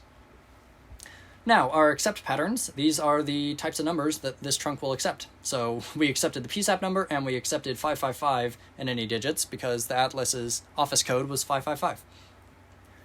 And you can have 8 of these strings in here. I'm probably going to end up changing how this works a little bit in the future for alternate routing and some more complex things, but for now that's how it figures out what kind of trunk group or what trunk group can accept the call. Now we have timing and timeout parameters again. So timing is disconnect. This is how long the switch is going to wait in an idle state before sending another call out of a trunk once it has been disconnected. So like if I was using the first time slot to the Atlas and then that call hung up, the switch is not going to send another call to that port until at least 1,000 milliseconds have passed. And that's to allow the remote office to reset completely before the trunk's ready for another call. Wink is how long a wink signal will be, like the duration of a wink signal when it's sending one. Digit is how long a digit, like a tone, will last when it's sending a digit. Interdigit is how long, like the amount of silence between each tone for a digit when we're sending digits. Now, initial is used when you're not doing wink start signaling. If I disable wink start, it instead seizes the trunk and then waits a predetermined amount of time, the initial delay, and then just sends digits blindly. So that's another type of E&M signaling you can use. And the interstring timing is used when you're sending both ANI and DNIS. So if the remote office needed a bit of time to process the ANI once you send it before it's ready to accept the DNIS, but it did not send a wink signal, you can define a set amount of delay between the strings being sent. Now, the timeouts are basically the same thing, but in the reverse direction. So the amount of time it'll wait for the first digit, the amount of time it'll wait for an additional digit, the amount of time it'll wait for a wink signal, and the max wink is how long a wink signal can last before it's assumed some form of supervision error. So if it's expecting a wink and it sees the signal on the trunk just go off hook and stay off hook, this is how long it's going to wait before assuming, hey, something's wrong. That's not a wink signal. That's just permanent off hook. So that's all the timing parameters. Over here, we have the translation profiles. So we can set our inbound ANI and DNIS translation profiles here. So you'll see I have a few set up. I'm not actually going to show these specific translation profiles because they're kind of confusing, and I'm using some weird digit translation to get around how the Atlas 550 handles feature group D. The Atlas 550 does a really weird implementation of feature group D using DTMF signaling, where it's one long string and it's a star digit followed by the ANI, followed by a star, followed by the DNIS, followed by a star. And I don't know what else implements that, but that's how the Atlas does it. So I had to do some weird translations to make my switch send that string to the Atlas. Now, the ANI fill parameter here, if you're using, if your impulse signaling does not actually take ANI in, so right here, we don't have ANI enabled on impulsing, you can actually set a string to substitute if either ANI impulsing is disabled or it does not receive ANI from the remote office. So if the remote office sends KP and then ST without sending any ANI digits, it'll just put in whatever you have set here. So every time I've been calling from the ISDN phone, the Atlas has not actually been sending me ANI information. I've just been filling it in with 5550001 because that's the only phone on it. So that's how that's been working. And you don't have to have that. If you don't specify it, it'll just not have an ANI when that condition occurs. So that's a trunk group. We can exit, and changing these parameters works exactly the same as how I was toggling things and setting things in a line. Again, not going to go through all that because that would take forever. Now, trunks. We can list our trunks. So here we can see our 2 time slots go into the Atlas. We have 0.16, so that's the 17th time slot, and then 0.17, that's the 18th time slot. So these are our 2 trunks out to the Atlas. You can see the group they're assigned to, so they are assigned to the Atlas 550 group we were just editing. So these 2 trunks get all of their configuration parameters and know how to behave based on the group that they're assigned to. And there's nothing more that you can actually edit on a trunk, so you can't edit a trunk record. If we tried to edit trunk, if I can type it right, trunk 0.16, it's going to tell us that's invalid because there's nothing more to edit. You just define those parameters when you're adding a trunk. Now, if you saw when I was calling from the ISDN phone to the IBM phone, you saw that it actually got a caller ID name. And as I mentioned, these trunks don't send, like, they're not ISDN trunks. They don't send any form of complex information. So how is it getting the caller ID name?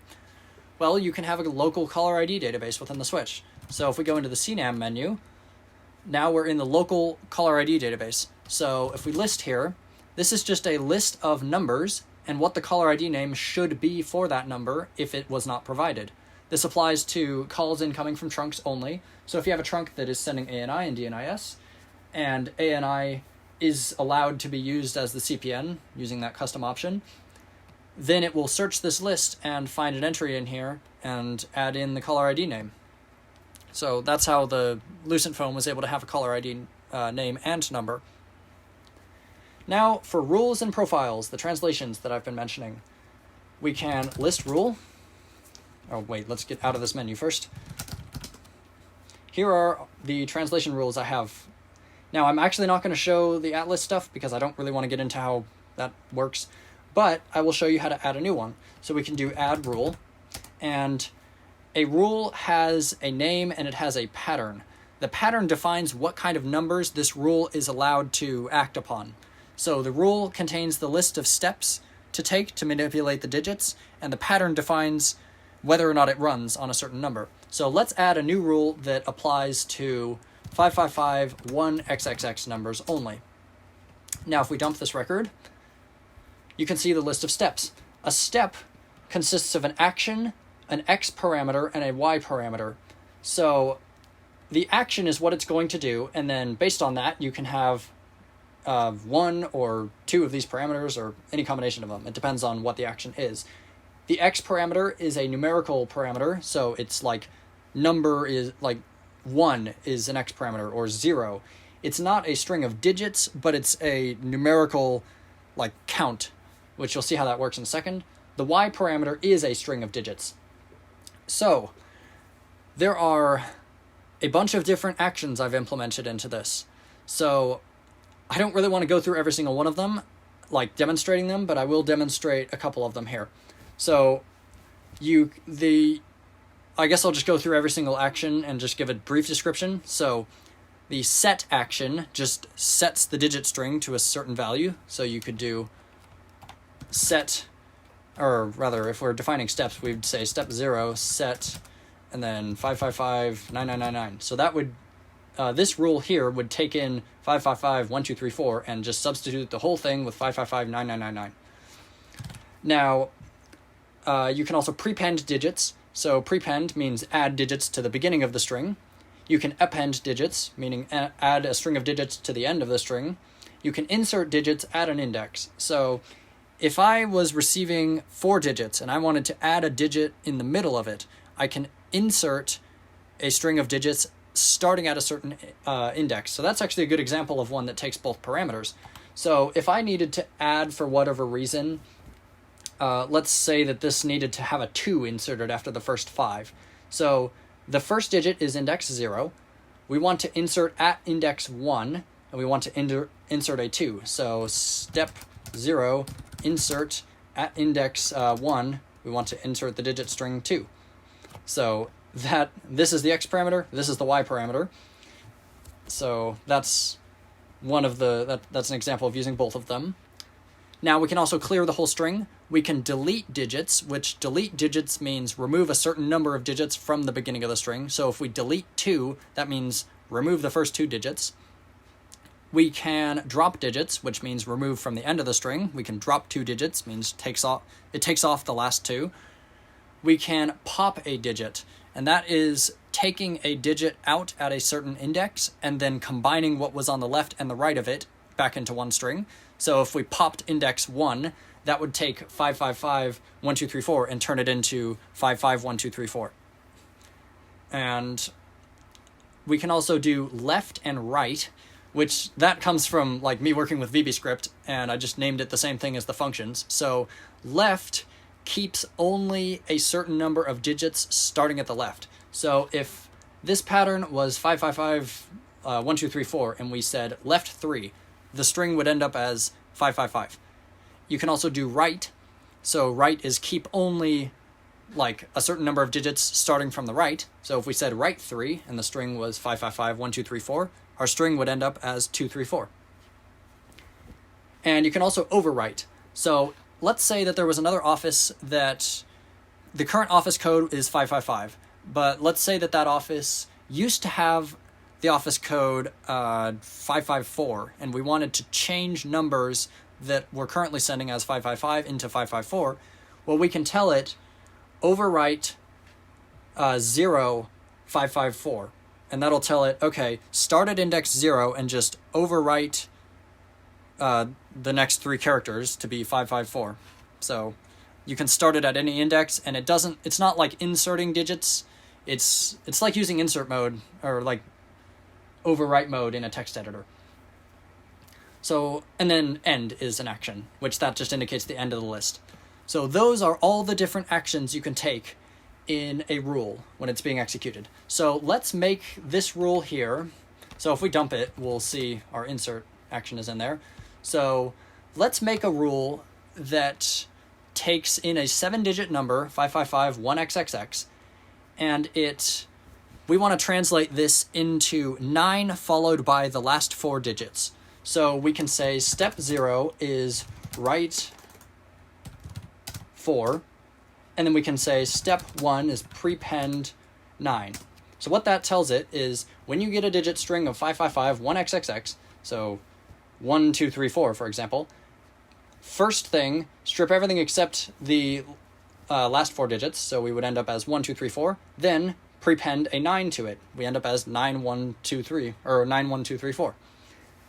So that's how a translation rule works. You can test these. So we can exit out of this and we can say test rule.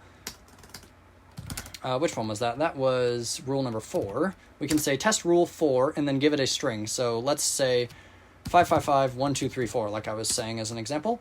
It says it matched, and it converted the input string 555 1 2 3 4 to 9 1 2 3 4. Now if we give it something that it doesn't match, we can say test rule 4 556 1 2 3 4. It's going to say it doesn't match. So that's what a translation rule does. It will match on a string of digits, and it will take a certain number of steps to manipulate that string of digits however you like. Now a profile. If we look at our profiles, I have profiles for the DNIS in and the ANI out and the DNIS out for the atlas. So let's make a new profile just for simplicity's sake. We can add profile, and this is translation profile number 3. Oh, and let's actually give this a name. So let's set name demo profile. So you see it updates it up here. Whenever you're editing a rule or a profile, it'll show the display name up here. And if we dump this, this just consists of a list of rules. So you can have up to 8 rules within a profile. So let's add our new rule. Our rule was 4, so let's say set rule 0 to 4. Now if we look at it, now we can see our new rule that we added. Now the hunt stop parameter here, I didn't describe that earlier because it makes more sense at a profile level. Hunt stop means as we're executing a profile, go down the list, and if it matches this rule and this rule executes, stop right there. If hunt stop is set to no, and we're going down the list and we execute rule 4, it'll keep going down and it'll continue to execute additional rules after that. So that's how a profile works. We can also test a profile, so we can do test profile, what one was that? That was 3. Test profile, let's actually spell that right. We can test profile 3 and give it a digit string. And you can see it matched 1 rule in the profile, and this is the original string of digits, and this is the string of digits after all of the rules that it matched have executed. So we can also say test profile 3, and we can get a number that won't match, so just 5, for example. It'll just say no match. So that is a translation profile, which is a collection of translation rules. So this is meant to be pretty flexible. So if I have whatever like other central office switch this is connected to, or if I have it connected to a Cisco router, I can do whatever digit manipulation I need to convert dialed numbers and ANIs between different formats. And yeah, so that's how that works. And so we can assign profiles at the inbound and outbound level at trunks, and we can assign them on the inbound level only for subscriber lines. So if you had something that dialed like DTMF digits into a subscriber line and you needed to apply a translation to that for some reason, you could do that. So say that this was replacing a very old office where a very, very old office where people still dialed extensions, like just the last 4 digits of telephone numbers. Well, we want to bring them into the modern era, so we can... actually, this would make more sense for a global translation, but we can assign a profile to each subscriber line and tell it, okay, prepend the office code. And now we've converted them to 7-digit dialing while still maintaining backwards compatibility, so you can still dial 4 digits, and to you, the subscriber, it doesn't seem like anything funny is happening, but once it reaches the switch is actually adding the office code and converting that to a 7-digit number. So that is pretty much everything in terms of configuration-wise that I wanted to show. Now, let's show that you can list telephone calls that are active. So I'm going to pick up the IBM phone and dial the ISDN phone in the Atlas office.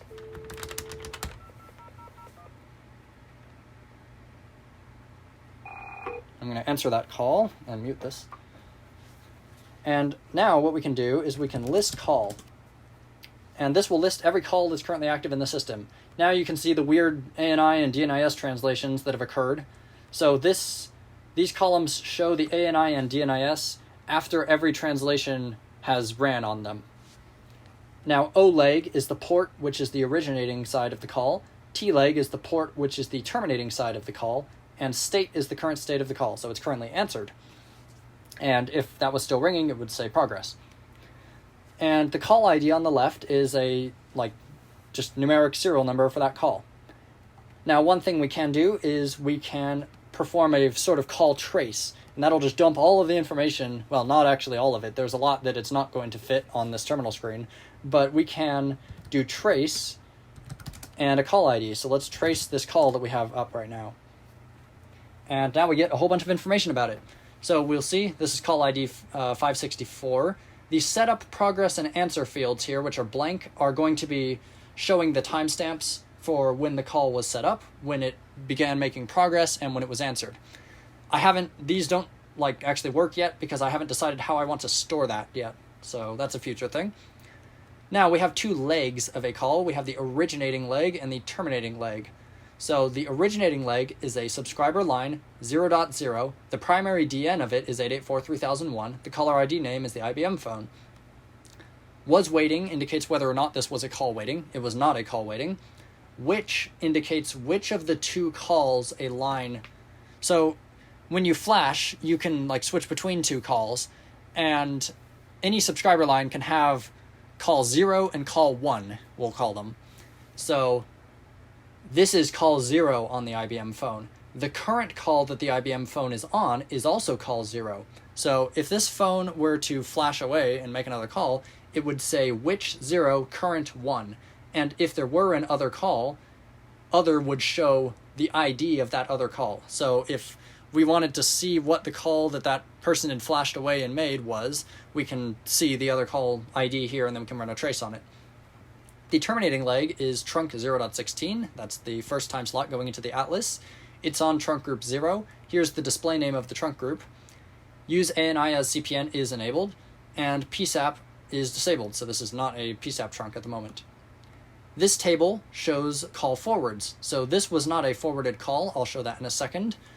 But down here is just the various fields. So this is the call detail fields. Transfer is set to yes if this was a transferred call. So if you transfer a call, the call that you made to the person you're transferring the call to becomes the new active call. The original call that you had on hold is torn down, and the originating leg of that call is now brought into the new transferred call, if that makes sense. So if it was a transfer, it'll say yes, and it will give you the ID of the call that was torn down as a result of that transfer. So you could go and look back at that call. And then we have the original DNIS. The original DNIS is the original like raw digit string that was received at whatever interface handled this. So that is pre any translation. So if a customer dialed 3 digits and then it translated it, and the translation, this would show the digits before any form of translations have occurred. So if you wanted to see the exact string of digits the customer dialed, that's in this field here. DNIS is the dialed number after any translations. ANI is the ANI, and after any translations. CPN is the calling party number after any translations, and CNAM is the caller ID name. So that's all the fields you can display here. There are more things like, there are more like flags and details I could be displaying here, but this is all the information that's actually useful if you're trying to trace a call. So if we hang up this call, and now we list calls, well, we'll see there's nothing in here. Now, if you want to view something that happened earlier and that call was already torn down, you can't actually do that at the moment. That's going to be a part of AMA, so that's automatic message accounting, and it's going to end up dumping the entire like binary content of the call struct into a file. Or like, I'm not quite sure how I'm going to implement that yet. It's not implemented at the moment. So once that is a thing, you'll be able to trace calls that happened in the past. But at the moment, you can only see things that are active.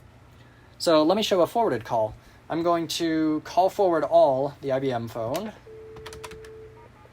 And I'm going to forward everything to the Pactel phone at 884-3002. Now let's call the IBM phone's number from the ISDN phone at the Atlas office.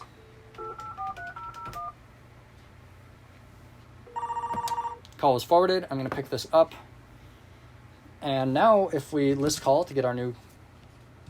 Why do I keep forgetting to type call after that? List call. We see our new call ID is 565, so let's trace 565. And now we'll see a forwarding entry has occurred here. So this is it keeps track of every single call forward that has occurred, up to 4 of them. If a call is forwarded more than 4 times, it's like, that's the maximum I have set, because if it's more than that, there's probably a call loop happening somewhere, and it should probably not continue. But the first forward that occurred happened from DN 884-3001. So this is the DN of the subscriber causing the call forward. This was the DNIS before the call forward occurred. And this is the cause. So this is why the call forward happened. So all means it was because I had call forward all on this subscriber. If it was a call forward on busy, this would say like busy or no answer or any of the other causes for call forwarding. There is a standardized list of those, and the only ones that really apply here is all, busy, and no answer. And presentable is indicating whether or not this DN here, this number which caused the call forward, is allowed to be presented to the subscriber which is now receiving the forwarded call. So if you remember, there's a supplementary services option, PRV, which means don't present the caller ID of this line ever. Well, I mean, unless they dial the star code I haven't added yet to, like, sort of whitelist it. But if this was forwarded by a subscriber line which does not, like, has the PRV option set, so they don't want their caller ID being presented, it still keeps track of this, but presentable would be set to no. And you know how I was saying that the Bellcore caller ID sent by this switch includes the forwarding information? Well, if it's not presentable, it will not send that to the subscriber that's now receiving the forwarded call. So that is call tracing, showing the information of them. You can also drop a call. So if we want to drop this, we just type drop 565. And I mean, you couldn't hear that, but the phone has now been disconnected. So we can disconnect any arbitrary call within the system. And when you're listing calls, you can do list call, and we can say list only calls that have an ANI of 884-3XXX. And I mean, there's no calls up right now, but you can filter it based on ANI, or I can filter list calls that have a DNIS of something, or I can say list calls that are associated with port 0.1. So you can filter this in a few different ways, and that's a standard match pattern, so I can type 8843T if I want it to be 884 followed by anything. And I think that's about it that I can demonstrate on the terminal interface. So all the basics for configuring it are there, but there's certainly a lot that needs to be added. But I think it's pretty complete. I quite like how it's turning out so far. And to log out, we just type log out on the main menu. Our modem is hung up, and it now says TTY0 is now available, and our modem lost the connection. So there you have it, the terminal interface for configuring the Dialogic telephone switch. Not that I really needed to show this, because it's pretty much only going to be me that ever touches this, but I thought I'd show it. It's fun, and, like, why not? So that is the terminal interface for the Dialogic switch. Okay, a couple more things to show. So one thing I wanted to demonstrate is what happens when you try to call a line that's out of service. So this telephone right here, this is on line 0.1, it's 884-3002 as we know. It's currently in service. So let's take that one out of service. Now, this phone has no voltage on it because cut battery on OUS is enabled. And if we look at the channel bank over here, that's on FXS port 2 of the first card, and it's currently in a permanent forward disconnect state. So let's go ahead and try calling it. The number you have reached is currently being checked for trouble. Please try your call again later. This is a recording. So you get a special recording if you're trying to call a line that's currently out of service. Now, if that line has call forward all enabled, it will still function. So call forwarding, if you do *72 and forward your line to another number, and then your line's taken out of service, that will still operate, but other features will not. So call forward on busy, call forward on don't answer will not work because the line never reaches a busy or not answered state. It's just out of service and the call fails immediately. So let's bring that one back in service. And if you're on an active call with a line and you take a line out of service, it's just going to immediately tear the call down.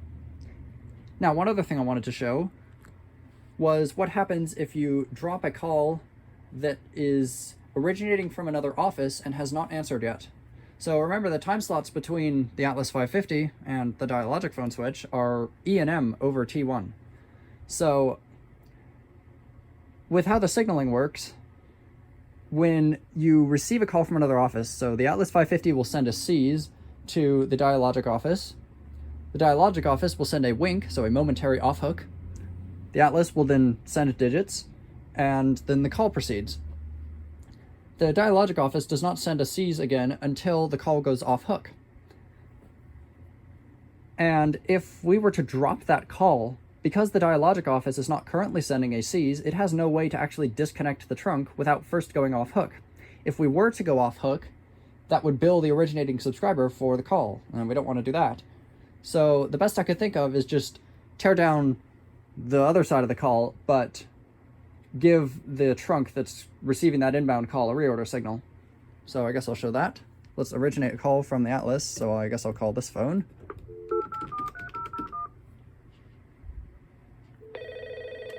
So those two are on a call, and oh wait, I was not supposed to let it answer. Goodness. Okay, those two are on a call. This side is not answered yet. So let's list our calls.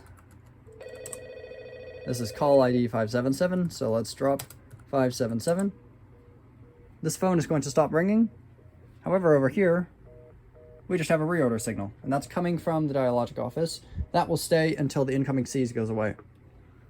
So that's what happens when you try to tear down a call on a trunk where it can't actually signal to the originating office that the call has dropped without going off hook first. And I think that's about it. So I've mentioned a few different things I want to add to this software in the future, like, you know, having it read back the number when you dial *69 instead of just immediately placing a call. AMA needs to be implemented, alarms need to be implemented, like syslogging and a whole bunch of other things. But that's about all I'm going to demonstrate for now. I don't think there's anything else. I'm pretty sure that's everything. Inevitably, once I go through and edit this video, I will find things that I missed, and if there is anything I missed, I will put it in the description. But that is the Dialogic telephone switch software that I've written. And in the future, when I add more things to it, I will make an update video. Do you want to hear what it sounds like to send the PSAP number out of feature group D trunk using MF? Because I sure did.